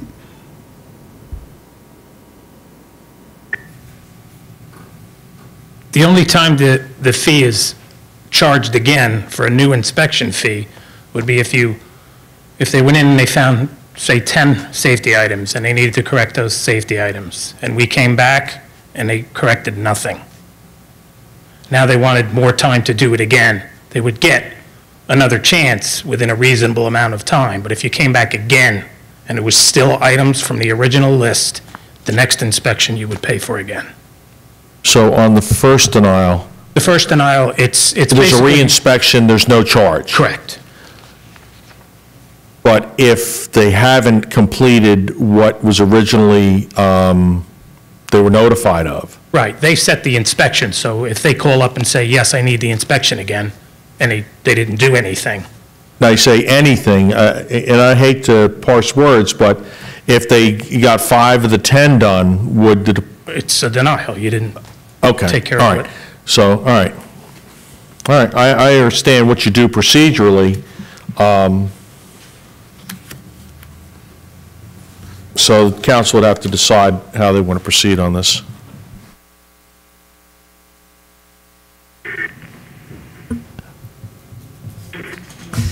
Okay, motion for to remove that one section. If nobody seconds it, then it's fine. Nobody seconded his motion? Cohen had made a motion. Was there anyone that wanted to second his motion? Point of order. Yes. Because there's too many unanswered questions right now, and it's kind of vague even according to the attorney, I'd like to table this until next meeting and we get some more information. Okay, so now we have a motion to table. Does that take precedent, Mr.? I'll second that one. Okay. Mr. Murphy made a motion to table this. Mr. Merwin made a second for the table. To the table. Mrs. Brown? Yes. Mr. De Palma? No. Dr. Greenberg? Mr. Merwin? Yes. Mr. Murphy? Yes. Mr. Pescetti? No.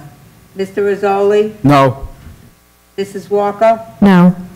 President Sohar? No. 3 yes, 6 no, motion fails. Now we're gonna Anyone else have any questions or comments?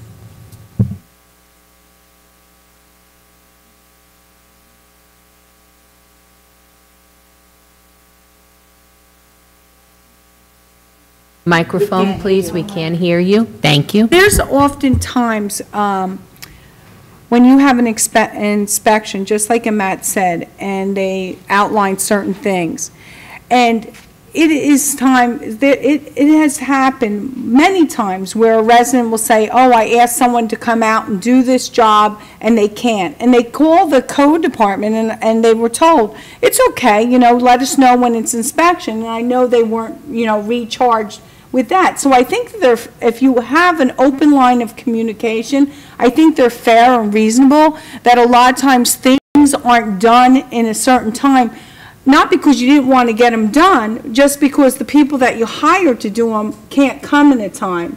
And I don't think that, as far as with the code department, they want to make sure that the residents are safe, and just like the fire department is totally separate, they're inspectors, but they have to make sure that it's safe. And I don't feel that, it behooves them to get $165 every time, and I don't think that's the case. If they're fair and reasonable in that timeline and the inspection's done, then the CO is granted.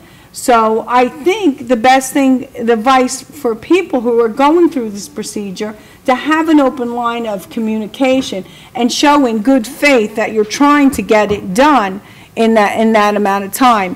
And I think, a lot of times, when people do always have a good line of communication, it eliminates a lot of the problems.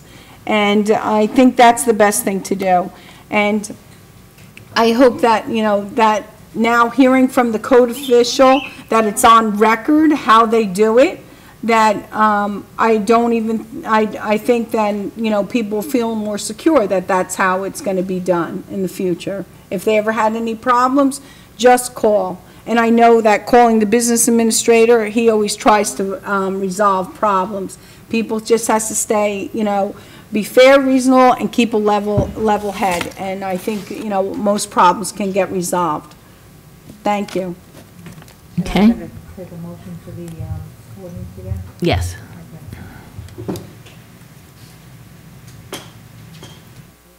Okay.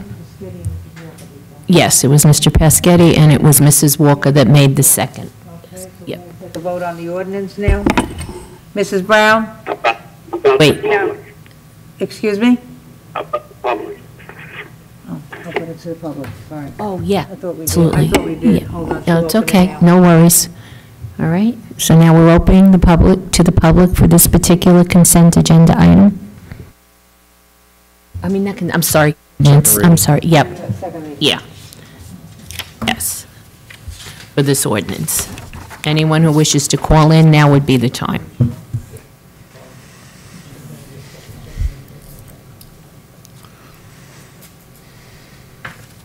Not on the ordinance.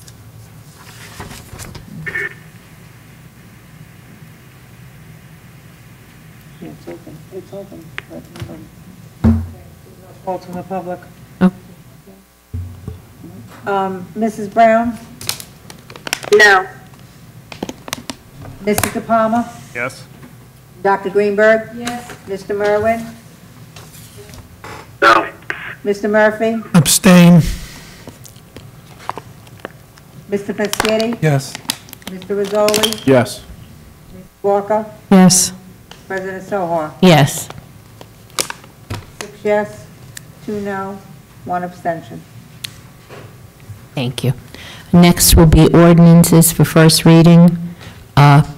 Amending Section 10-8.9, residential parking, permit parking. Mr. Merwin? Yes, I'm sorry, as I stated at the last meeting, the summer months of river, park. Mr. Merwin, we can't hear you if you're talking to us. What was that? We couldn't hear what you said. Could you please repeat it? This is... Yeah, okay. Okay? Can you hear me now? Yes. Okay. Like I stated at the last meeting, the parking down there has become atrocious with all the out-of-town parking for the people utilizing the beachfront. Most of whom are not residents of our town, Middlesex County. They come from way up north, and they should. They utilize the heck out of the beach. They seem to love our beach. This weekend was no exception. It was really, really crowded down there, and it just continues. The people in that area need, it's not like the rest of the town. It seems to get like a city down there anymore with the parking. Both sides of the street on Shoreland Circle and Bayview Drive. They come at all hours of the night. They leave their garbage. So I think we need to protect our residents, and we should hopefully pass this ordinance for residential permit parking along the waterfront area as are denoted by the streets that are on there. I'm starting to get complaints from the Clipwood Beach section already, but the ordinance had been drafted up, so we may have to, introduce more streets at next month. But thank you. Okay. So, we need a motion. We need a motion. Move it. A move by Mrs. Walker, second by All right. Mr. Rizzoli. Mrs. Walker moved. I'll move it. Mr. Merwin No, and Mr. Rizzoli. Debbie did. Yeah. I had said Debbie, yeah. Can I ask a question? Yes, I'm sorry. Yeah, I wanted to ask a question. Oh, okay, go ahead, Mr. Piscay. I didn't see your hand, I'm sorry. Yeah, this is a residential, so permit parking, this is so people that live there can park. So why is the hours only from 6 a.m. to midnight? Why isn't it just all the time? If they live there and they have an issue of people parking, taking parking spots on those streets, why isn't the permit 24 hours? Why is it limited to 6 a.m. to 12 midnight? This is public roads. You can't shut them down. You can't do that on public road. You can't restrict it 24 hours. You can't restrict parking Correct. On on a public road. 24 hours. So can you do 23 hours? Well, we discussed that. I know Mr. Merwin discussed that with Mr. Roselli. I don't know what the numbers are, but this is what the proposal was. Again, this is first reading. I can certainly talk to Mr. Roselli and get back to you. Mr. Merwin, recall the conversation with Mr. Roselli? I don't know. You'd have to ask Mr. Merwin. Mr. Merwin, did you hear Mr. Piscetti's question? Yes, I did. And that is Mr. Rizzoli's, I can turn down the television. It's Mr. Rizzoli's understanding that in order to, it would become, I forget what the hell the word he was using, but like inclusive, like becoming a gated community. And we went over the hours, and he felt that leaving the hours midnight to 6 left us open without anybody being able to challenge it, that it was reasonable from 6 to 12 midnight, that would be reasonable. I wanted it 24 hours because, like I said, the fishermen fish with the tides, and the tides change daily. And at the high tide, if it's at 2, 3 o'clock in the morning, they're there, but people are already in their spots and everything by that time, so it's, and that is why we went with the hours that we did. Okay, thank you very much. All right, anyone else? I'm sorry, anyone else have any question or comment? Okay, so it says that permitted parking is from 6 a.m. to midnight. So if the people there are already there at midnight, it's not like they're getting up at midnight and moving their car. So they're going to be there, and then no one will be able to park in their parking place. So I think it takes care of itself, you know, and follows the law that you can't have, you know, 24-hour parking. But by having these hours, it's not like the resident has to wake up and move its car. The car's there, and therefore the fisherman from out of town or wherever they're coming from is not going to be able to park there. So I think it really just resolves the problem itself. Anyone else have any comments? I think, you know, this is something that needed to be addressed down there, definitely. I got a lot of emails as well and pictures, and nothing's more frustrating when you come home and you don't have a place to park. It's very frustrating. Take a vote? Okay. There's no calls in from the public yet. No, we've been waiting, no public, okay. Right. This is first reading. Yes. Yeah. Oh, that's right, yeah, this is first reading, that's right. Yeah. Good. Okay. Mrs. Brown for first reading. Yes. Mrs. De Palma. Abstain. Mrs. De Palma. Oh, sorry. Dr. Weinberg. Yes. Mr. Merwin. Yes. Mr. Murphy. Yes. Mr. Piscitty. Yes. Councilman Merwin. Has left the conference. Mr. Rizzoli. Yes. Mrs. Walker. Yes. President Sohar. Yes. 8 yes, 1 abstention. Okay, and you noted that Mr. Merwin has left the conference, it said the call, is he gone? Yeah, he's left. Mr. Merwin's off the conference. So Mr. Merwin has left the meeting. Okay, I just wanted to make sure. Okay, next is discussion item, acceptance of right-of-way dedication to be granted to the Township of Old Bridge for purpose of future road widening along frontage. Councilman Merwin. Is now in the conference. Okay. Oh. Of lot 1.11, block 6302 on Poor Farm Road. Mr. Shaw?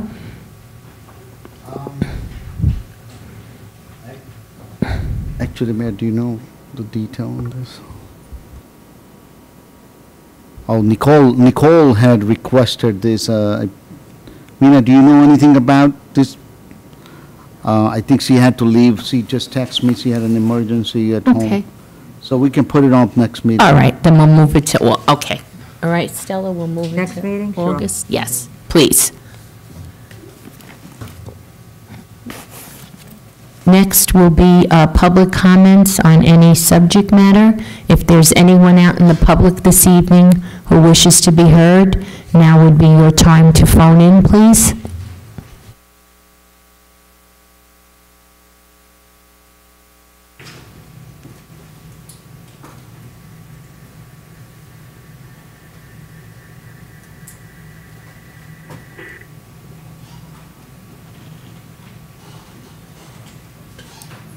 Once again, anyone from the public wishing to be heard, now is the time for you to phone in, please.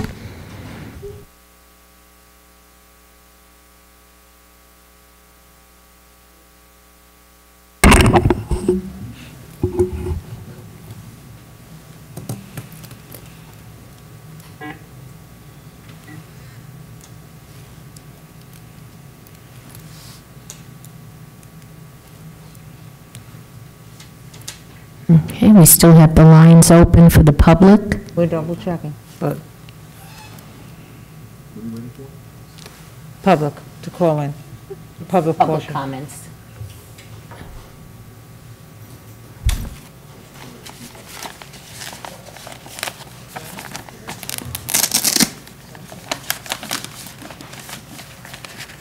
The open mic? Good, Mike? No, so there's people in the queue. Okay.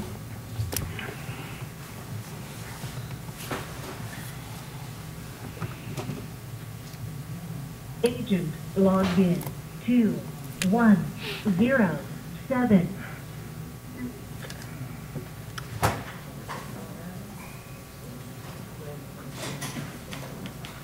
I thought it was open, she said. Feature code 10 deactivated.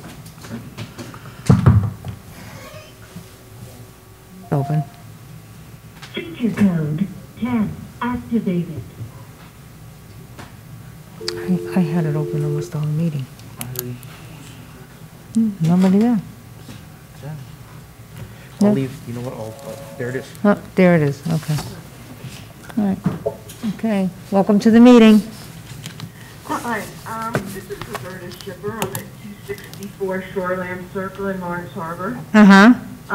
I just wanted to know on the residential parking, is there a timeline for when this is being looked at to go through?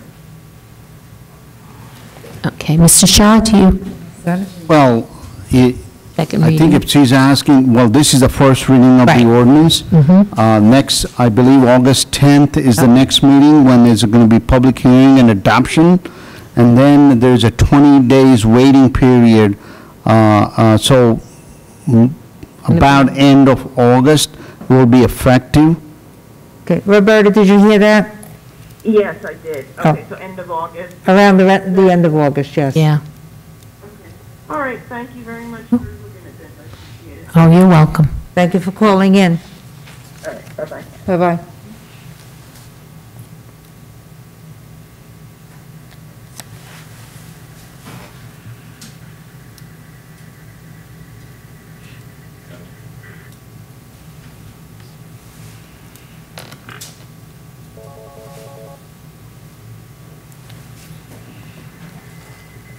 Good evening, welcome to the meeting. Your name and address, please? Nina Jognowitz. How are you, darling? Nina, just for the record, could we have the address, please? West Greystone Road, Aldridge. Thank you. Okay. So I was actually kind of surprised that nobody mentioned the assault against the Judge Esther Salas Cohen, where the gunman murdered her son and injured her husband. I was kind of surprised tonight that wasn't brought up and that a moment of silence wasn't given to her and her family in this really horrendous time. She's a Middlesex County resident and the first Latino judge ever appointed in New Jersey to the federal court. Maybe we can do that now.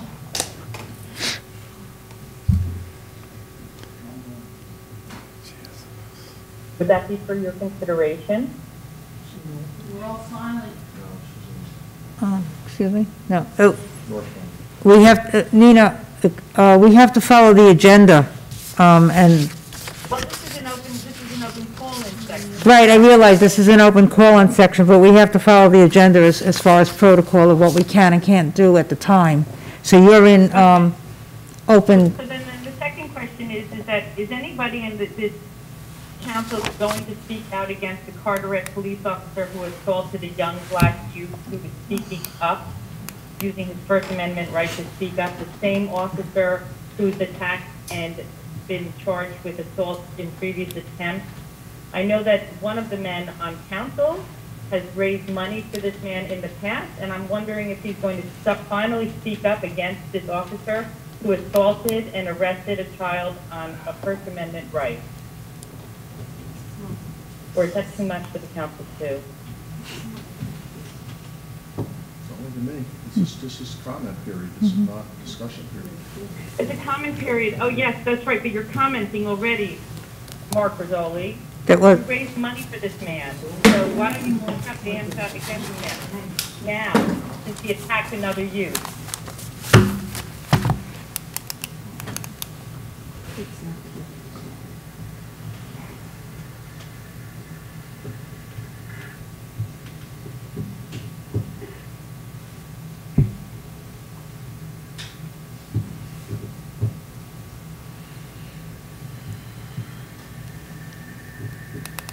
Nina, do you have anything else at this time?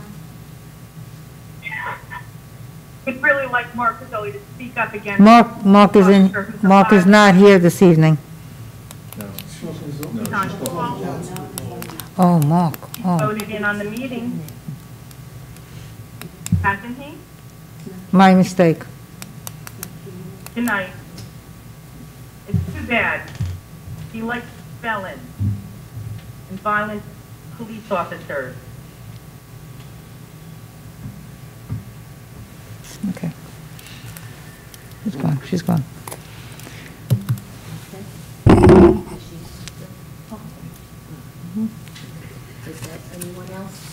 From the public waiting? Okay. Well, welcome to the meeting. Hi, this is Teresa Burns, 347 Miller Ave, Lawrence Harbor, New Jersey. So I just wanted to, one, thank you guys for approving the parking permit for the harbor. I think it'll really help. And second thing is the trash. I wasn't sure, can you hear me? Yes, we can. Oh, okay. So I wasn't sure if this was something to be enforced by you guys. I know that there has been a heavier presence of police officers and things like that down there. So the trash and the litter has gotten really bad with all of the other, people coming in. Is there anything being looked at on handling that? Mr. Shah? Well, if there are trash on public properties, our public, our Parks Department, if it's on our Parks area, that Parks Department will take care of it. If it's on a roadway or something, that our Public Works Department will look at it and see if we need to do that. But we cannot go and collect on the private properties. Did you hear that? I could not hear anything he said. Oh, Okay. Yeah. Okay, well, Wait, Mr. Shaw said. Go ahead, Stella. Okay, paraphrase is fine. All right. Basically, on the roadways, parks and rec can basically clean that up and all, but on private property, they can't. Oh, no, it's not private property. I actually live on the dry side. I'm talking about the cans that are by the building. Oh, gosh, I forget the name of it, but it's by, like, the racquetball court. There's, like, a few trash cans and some eating areas, like picnic benches. The trash cans get overflowing. Probably double the amount of trash cans there. Yeah, our Recreation Department will visit the site and review that and correct the situations. Hear that, Teresa? He will. The Recreation Department will visit the site and check it out. And do it. Thank you so much. Okay, thank you for your call, Teresa. All right, you guys have a good night. Bye-bye. Thank you, bye-bye.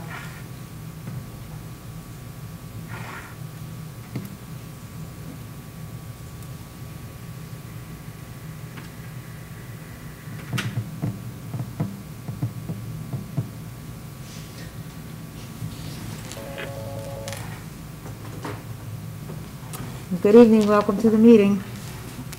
Hi, good evening. This is Teresa Serrato, and I'm calling from the Rambling Knolls Association. Uh-huh. I received, or the homeowners here in Rambling Knolls has received a letter from Mayor Henry in regards to complaints about the conditions between Disbrow, Amboy, and Route 34. We received a drawing or a copy of a projected location map making Disbrow Road a dead end. I'm just trying to understand, has there been any other, I think there's been one in the past that we've received something in regards to another proposal, but I just don't understand how the closure on Disbrow is going to help the treacherous conditions on Amboy Road.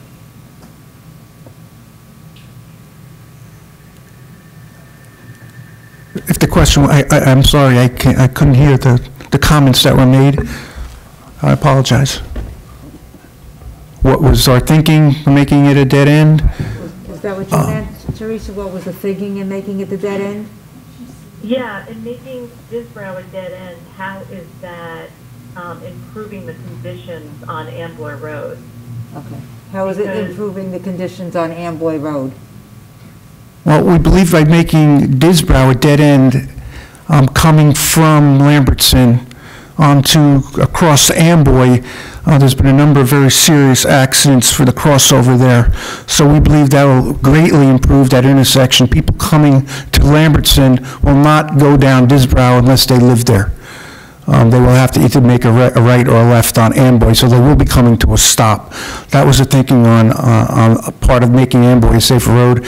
As our township engineer spoke before, we're looking for major improvements up at the Amboy Road and Route 34 intersection, but that's been going on for decades now. The dead end concept was thought about because of the substandard roadway that Disbrow turns into right after the residential development between there and the last entrance or exit from the Health and Racquetball Club. That section of roadway has been substandard forever. And as Nicole spoke before, we don't have the ability to make that a standard width roadway because of all the restraints that go along with that area. So we sent this letter out to the residents for their opinion, their thoughts, what would they think about making Disbrow a dead end at the end of the residential area, and also coming off 34 at the end of the last exit into the parking lot of the sports club. It would also dead end there, basically eliminating the substandard portion of the roadway that we believe is not capable of handling one-way traffic, none of two-way traffic as it does now, without so that was just our thought and why we came up with that. Yes, and I see that, and I understand what you're saying, but it still, to me, as a resident, doesn't solve the problem, because Amboy and Lambertson and or Disbrow, that's where the treacherous conditions come in, is either making a left from Disbrow onto Amboy or making a left from Lambertson onto Amboy. I mean, you know, so many years ago, Disbrow Road was straightened out to line up with Lambertson. Yes. Because of the hill and everything else.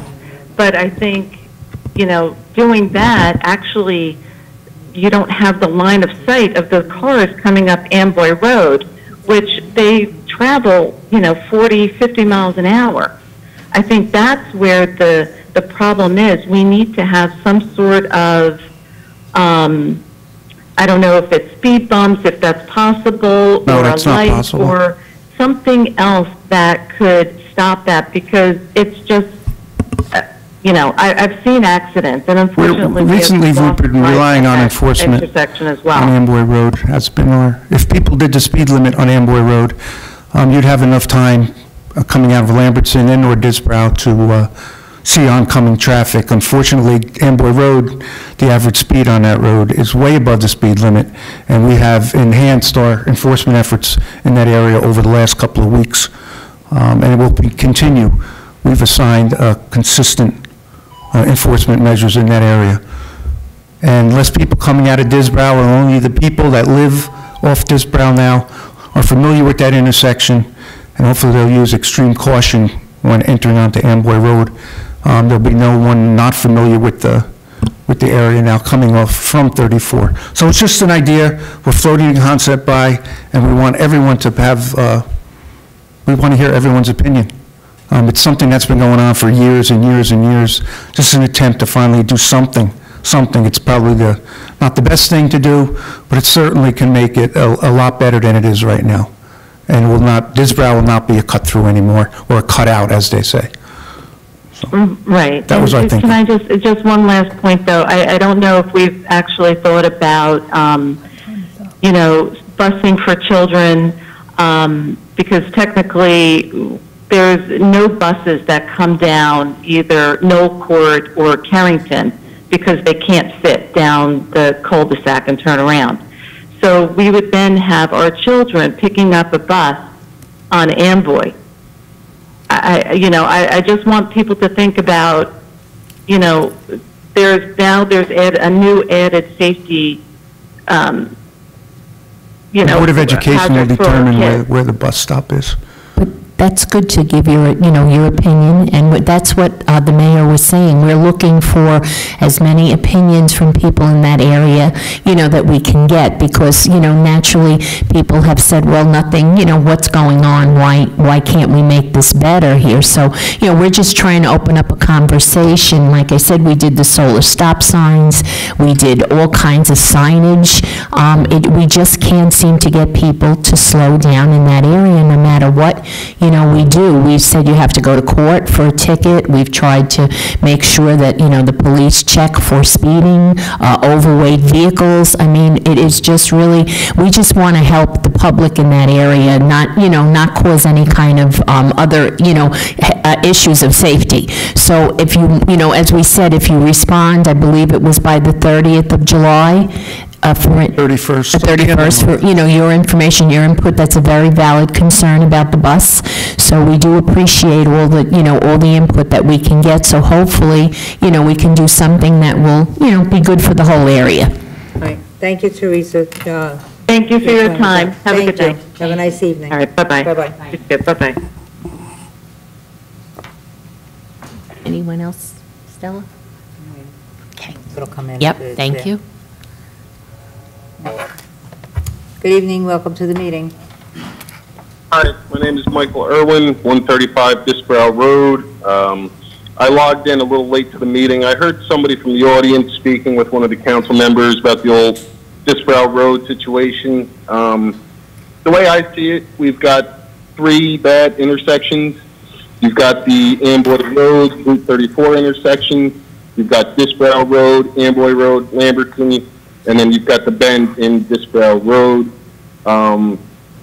You can easily solve 67% of those issues by doing what we think is right on Disbrow Road, by making it a dead end. I know the police have been in the area lately, and they have been pulling people over left and right. They can't keep up with it, and even if you make the road a one-way, that's not going to stop the traffic, that's not going to stop the trucks. So I understand it's been a long time. You guys have been fighting for a traffic light at the intersection of 34 and Amboy. At some point, you've got to make alternatives. You've got to look into fixing Disbrow Road, and the only way to fix it, in my opinion, is by making it a dead end. So I hope you all can see that, and we will be paying attention. I know everybody on the street feels the same way, so I'll be following that, and thank you for the consideration. Okay. Thank you. Thank you for your call, Michael. All right. Bye-bye. Bye-bye.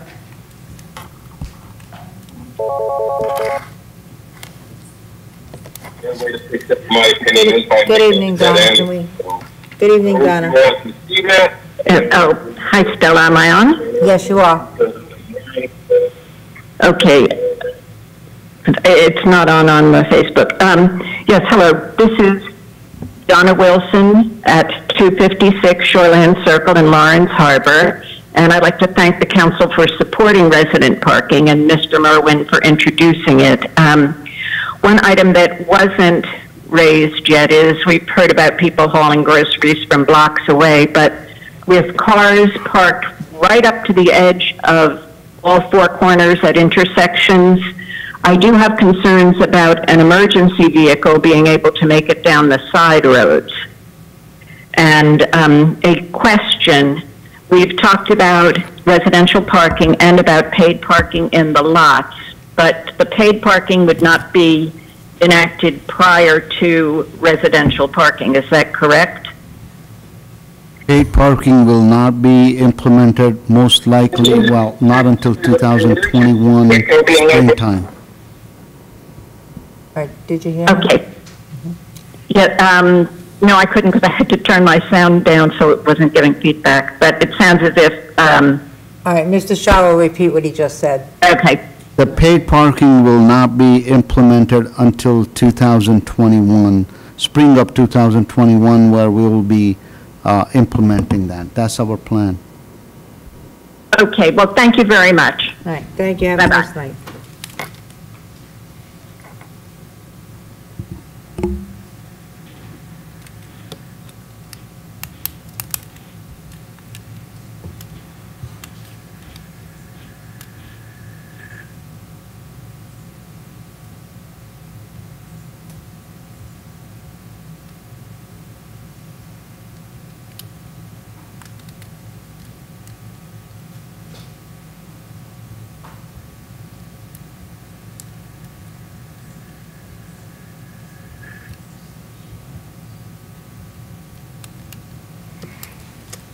Don't see any more calls. So, seeing no more calls waiting, we'll close the public portion. And now we'll go on to discussion. First one is D1. President, I think we already have in detailed discussions, and we already introduced the ordinance. Yep. So we won't need that discussion. Okay, I agree. Okay, thank you very much. D2, amending Old Bridge Township Code, Chapter 250-55C, entitled Electric Vehicle Charging Station, EVCS Ordinance. Council President, Rena Savant, our planner, will make presentation on electrical vehicle charging station. Good evening, Lena. I think this is okay. Thank you, ma'am.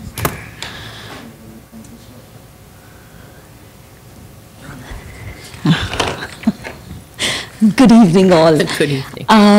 I was here a couple of months back with an amendment to the master plan re-examination report related to electric charging stations. And this was actually in response to a recent bill that was passed by Governor Murphy related to electric charging infrastructure.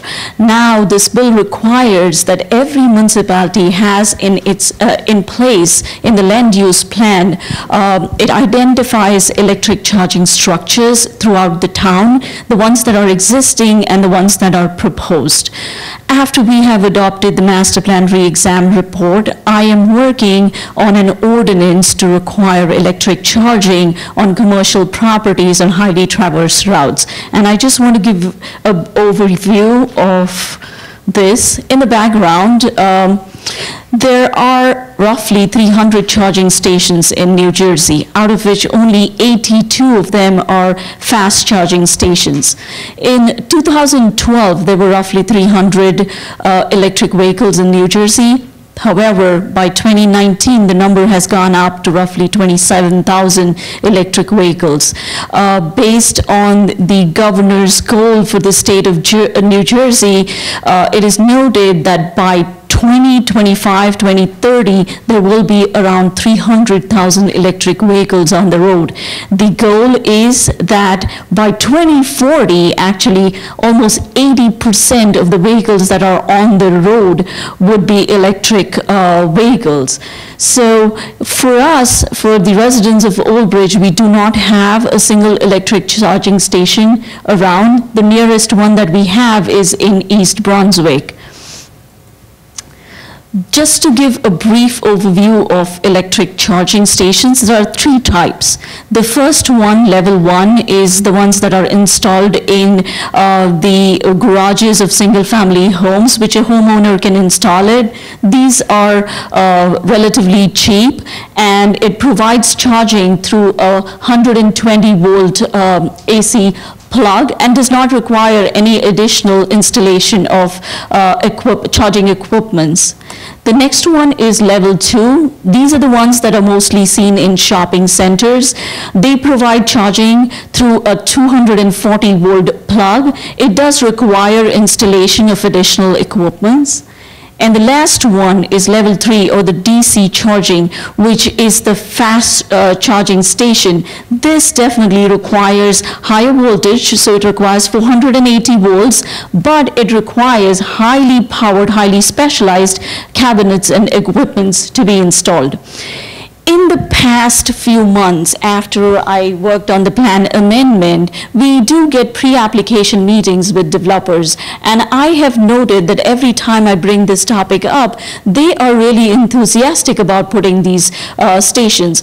And I think there's a benefit associated to developers, because when somebody plugs his car to charge, then he's going to spend time on that campus. He's going to shop, he's going to dine. So it works as an added incentive. I haven't still heard any developers say that, no, I won't do it. Most of them that are coming in to the planning board for site plan approvals are more than willing and excited about putting these stations.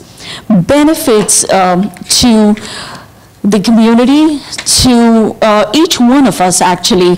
One, it cuts down emission. So it is, research shows that almost 50 to 60% of the carbon dioxide that is emitted due to regular vehicles is reduced when you use an electric vehicle. So there is lesser global warming pollution within the air. It improves the air quality and obviously has health benefits associated with that. With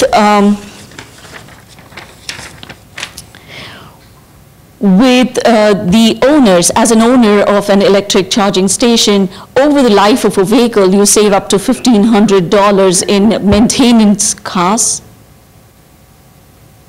Can I continue? Okay. And like I said, there is a benefit associated to the developers. The draft ordinance, which is currently being reviewed by the legal department, has basically three things. One, it will be imposed on commercial properties, new construction, that is along highly traversed roads, that's Route 9, Route 18, and Route 35. If the parking lot contains 50 or less parking spaces, then you're not required to put in an electric charging station.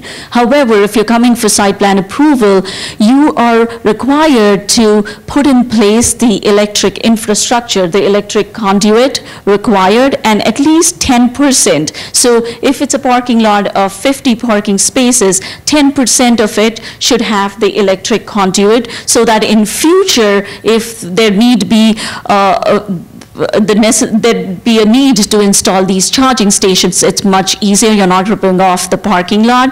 When you go beyond 50, a development that requires more than 50 parking spaces, for every 25 spaces, you're required to put in one electric charging station, and 5% of the entire parking lot needs to have electric conduits.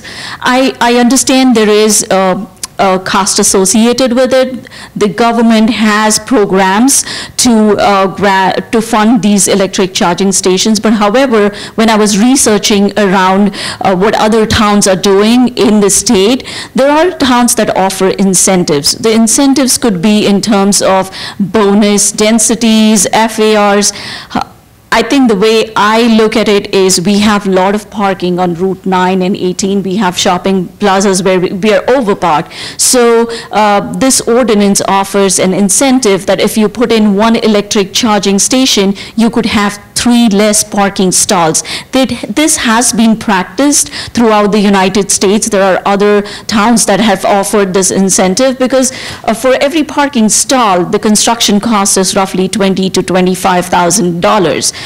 It depends on which region you are located. So this just offsets the cost of putting an electric charging station, and that way we are encouraging developers to put in those units. So again, like I said, the general location is the highly traversed roads, Route 9, 18, and 35. We will not impose any restrictions or any requirements for residential properties. We do allow electric charging in multifamily development. So if you have an apartment building or a condo, then you could have an electric charging station in the parking garage. However, the ordinance says that it should be maintained by the HOA, so maintenance doesn't become an issue.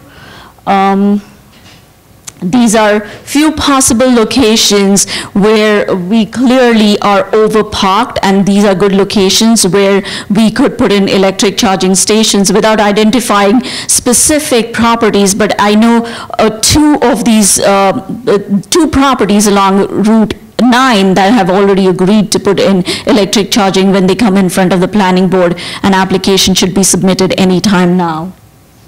There are funds available. NJDEP has a grant pay dollar to plug in. The township already has applied for this grant, and we are putting an electric charging station based on this grant. Sustainable Jersey has numerous grants to promote clean energy. I think by doing so, we will advance the state's goal for clean energy, and I think our neighbors have already introduced the ordinances, and it's time that we put this together. Any questions? Yes. I think we voted to put one here, right, not out here? Yes. How many would we be required to put in?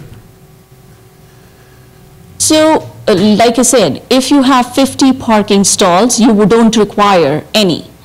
You just require to put in the electric conduit to provide for electric charging in future. If it is more than 50 parking stalls, for every 25 you put in one stall. So to give you an example, if there is a property that requires 100 parking spaces, out of those 100, 2 would be electric charging stations.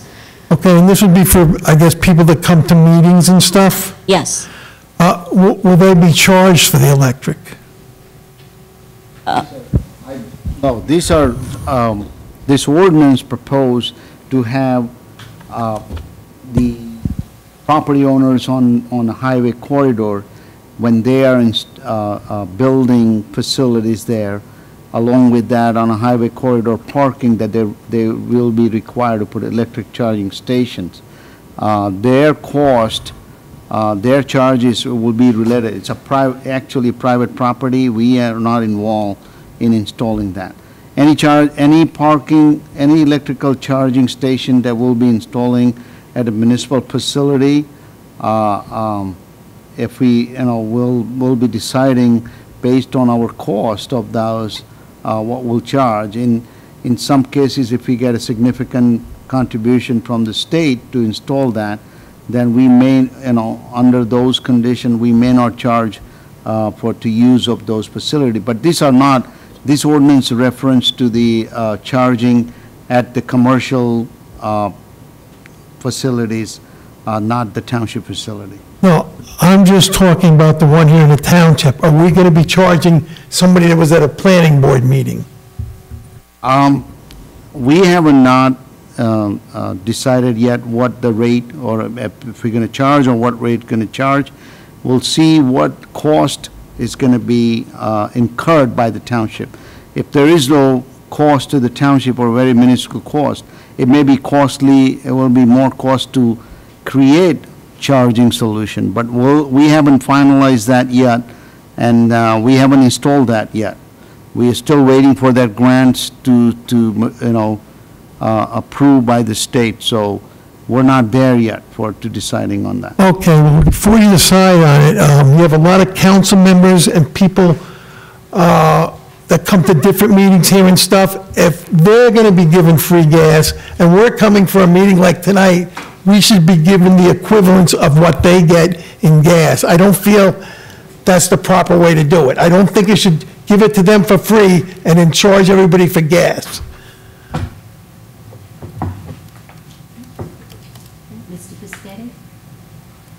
Yes, I understand that this is a big push down from the state government, but has anybody really looked at the efficacy of electric vehicles? Because the way I understand it, what it costs to, and what it produced, to produce the electricity to charge the vehicle, you're using fossil fuels, right?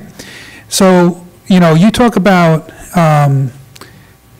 global warming, and you claim that the global warming is from man-made fossil fuels. The whole idea of electric vehicles seems to me, somebody's not looking at the big picture, because these batteries have to be disposed when they're done with, right? So, that causes whatever in the landfill or wherever. I don't know how you dispose of them, but I heard they're really, really expensive. And the point I'm trying to make is that instead of just doing electric, we should be looking at natural gas, because all our commuter buses run off of clean natural gas, and they're very clean running, and it's very cost effective. Mr. Piscatty, if I may, I was reading up actually, and I've seen a lot of pictures too. In fact, it's a great point that you bring up. Many homeowners are actually charging their electric vehicle using the solar power or solar panels that are installed on their roof. There are many fast charging stations that have a solar powered unit on the top. It captures solar power energy, converts it, and then helps charge the electric vehicle. So it's already in place. Yes, those are really expensive, but there are developers around the country that prefer to install those electric charging stations as an incentive to attract people to their development. So there are already charging stations that can utilize renewable energy and make it more efficient. Okay. The department. Thank you. Yes. I think I've been probably talking about this for a couple meetings now, and I know Vina and I have had discussions around it. You know, and I understand everyone's point of bringing up the now, right? So we can't plan for 5 months from now when it comes to this infrastructure, right? You need to plan for 10 years from now, 15 years from now, when you are going to have electric vehicles. It's very easy to convert a building to solar, right? You put panels on and you could run the wiring and then that could charge it. I think at this point we need to start looking into that future, right? Look into what will, my daughter's 8, in 10 years from now, what will she be driving? Well, she'll probably be driving a 15-year-old car. She's not getting a new one, but that's besides the point. But we need to look into that. We need to look at where will we be in 15, 20 years from now.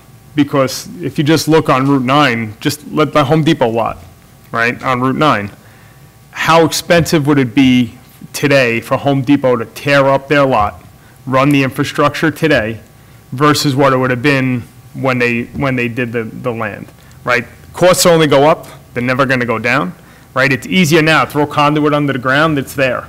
Right, you could fish lines through, you can charge, and that's what we're looking at. And I think as you go into bigger lots, you know, I travel quite often I used to travel for work before COVID, and you go down to places like Texas, and you go into other places, new developments and new shopping centers, almost every single one of them have multiple chargers, right? Because they're looking at the future, right? They're not looking at, well, what does it cost today? What do fossil fuels cost today? You know, technology changes very rapidly, right? We need to stay ahead of it, and this is why, you know, Vina and I have been having these discussions, and which is why I fully support putting this in.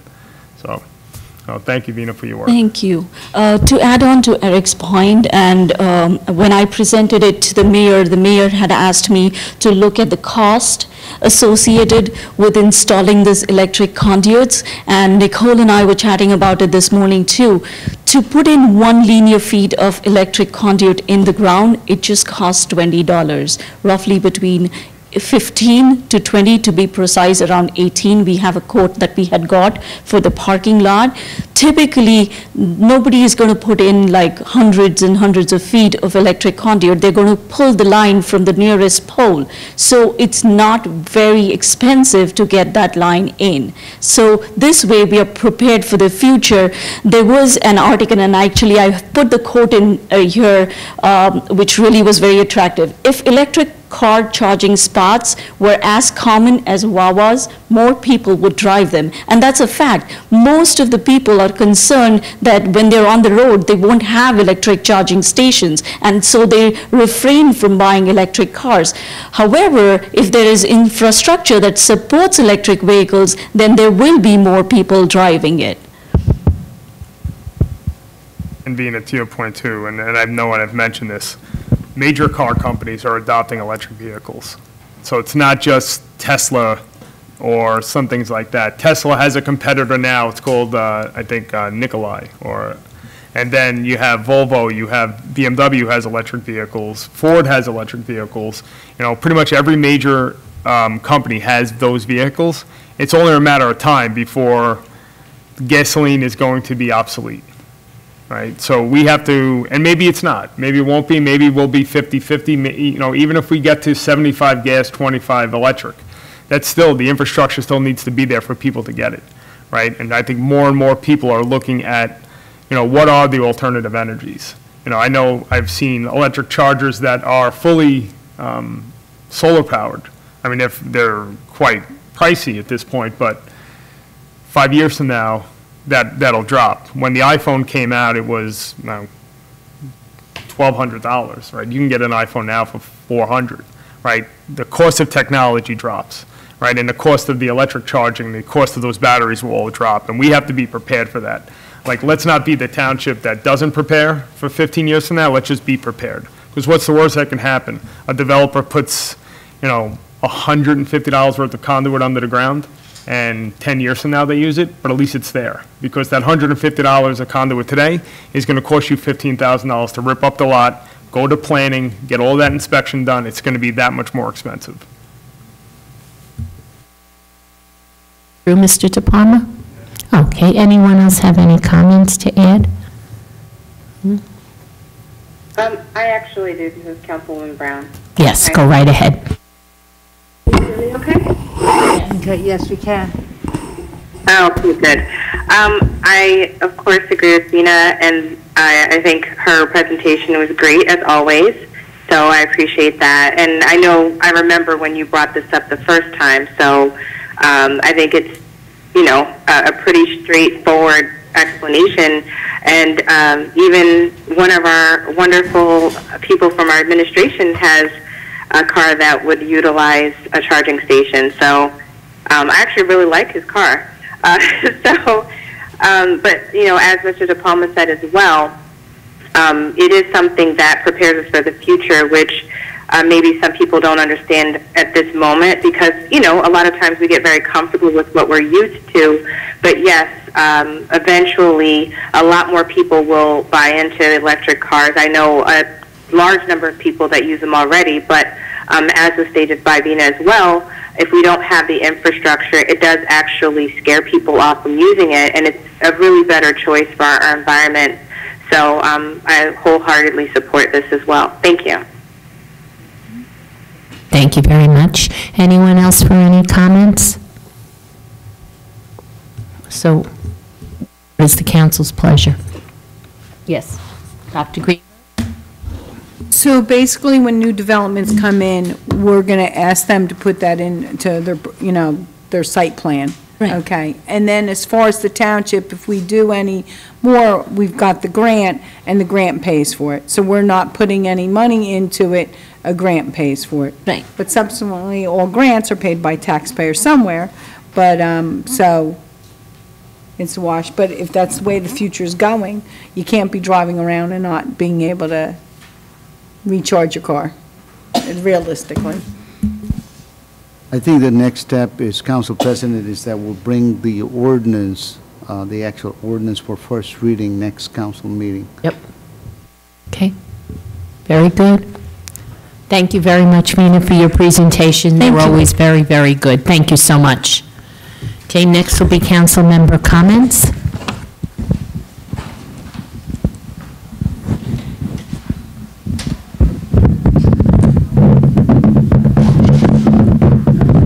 Take you first? You want to go about? Okay. Mrs. Walker? Oh, no, I don't have any comments. No comments. Mr. Rizzoli, any comments? No comment, thank you. Mr. Fischetti? No comment, thank you. Mr. Murphy? No comments, thank you. And Dr. Greenberg? Just be safe and enjoy the summer the best you can. Mr. DePalma?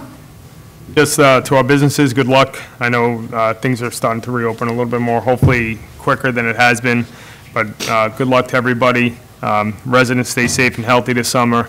And also to Old Bridge athletes, with the executive order that came out today allowing contact sports to happen, I hope all our athletes are safe. Our Old Bridge football team hopefully will start practicing soon, as long as with the rest of the fall sports. So good luck, everybody, and stay safe. Mrs. Brown, any council comment? Yeah, just briefly, I did want to bring up something that I was really concerned about. I know a decision was made very recently to resume the meetings in person, but everyone on the council was not actually asked if they were comfortable with that. And so I really hope that in the future, especially with all that's going on in the world, we can really work together better and communicate better. I know that this whole COVID-19 thing has brought about a lot of division. Everyone has a different mindset on whether it's real or fake. And I know personally, I've had friends who've lost aunts, uncles, and other friends of theirs. And then also most recently, one of my cousins got it, and he's only actually a few years younger than me. He's 37. And he's really suffering from it. Thank God he seems well right now. And then also one of my cousins, who's a state police officer, had it actually pretty earlier after it was announced in April, and he was in the hospital for a while. So, you know, I am concerned. Like I said, number one, I think we should all be consulting with each other first and having clear communication. Just across the board, I think it's the right thing to do, no matter what party anybody is. I find it irrelevant. I mean, I have friends that are Republicans, I have friends that are Democrats, but I think we really should talk to each other and make decisions based on what everyone's comfortable with. So I hope we can do that going forward. Besides that, I just want to wish everyone a continued happy and healthy summer, whatever you can do to enjoy the summer, even with a lot of things being closed. I hope you're able to do that. So thank you. Okay. Thank you. Okay. Yes, Ms. Ward. Madam President, I do have an email here, all right? Adina, I do have an email here, and I did address it to everybody on July 2nd, and if I may, if I could read it to you. It says, all council members just discussed with Hamacho about the next council meeting being held in the council chambers. It would be limited to council, clerk, attorney, mayor, business administrator, department heads, police, and Mary from TV. It would be televised and on YouTube. The public would be calling in on a conference call number. Right now, we do not have the capacity to actually have the public in the courtroom. It would have to be limited. It would have to be too limited. I hope you are all okay with this. Please advise. Have a great 4th of July weekend. And nobody ever, you know, notified me, so I could notify Mary, Council President, and Debbie, Council Vice President, any other way. The only one that did reach out was Dave. Okay. Oh, yeah, no. I'm sorry, go ahead. I'm aware of that, and I did respond, and I think that's kind of the issue, is like even Dave sent a formal letter, and I don't think anybody responded to it. So I think there still wasn't a lot of communication as to whether or not people were comfortable, and even this evening, there wasn't really provisions made for us to call in. Like I had to search down a phone number. So that's something that I think we should look into. Okay. But I do recall you putting that call out, but again, Oh, okay. it's kind of posed as in, like, this is what we're doing, not how do people feel about this. Right, okay. All right, thank you. Thank you. Okay. President Soho? Yes, I just, again, want to reiterate, thank the staff and the administration for all the hard work that they put into putting this courtroom together. It's absolutely amazing what was done, and I really do appreciate it, and it was very nice to see everyone this evening. And hopefully moving forward, as we go forward, then the public will be returning as well. And I think this was very productive this evening. Thank you very much. Motion to adjourn? Adjourn? Motion to adjourn? Okay. All right, Mrs. Brown to adjourn? Yes. Mr. De Palma? Yes. And Dr. Greenberg? Yes. Mr. Merwin? Oh, I'm sorry. Mr. Murphy? Mr. Fisketti? Yes. Mr. Rizzoli? Yes. Mrs. Walker? Yes. President Sohar? Yes. Yes, okay. Good Thank night. you.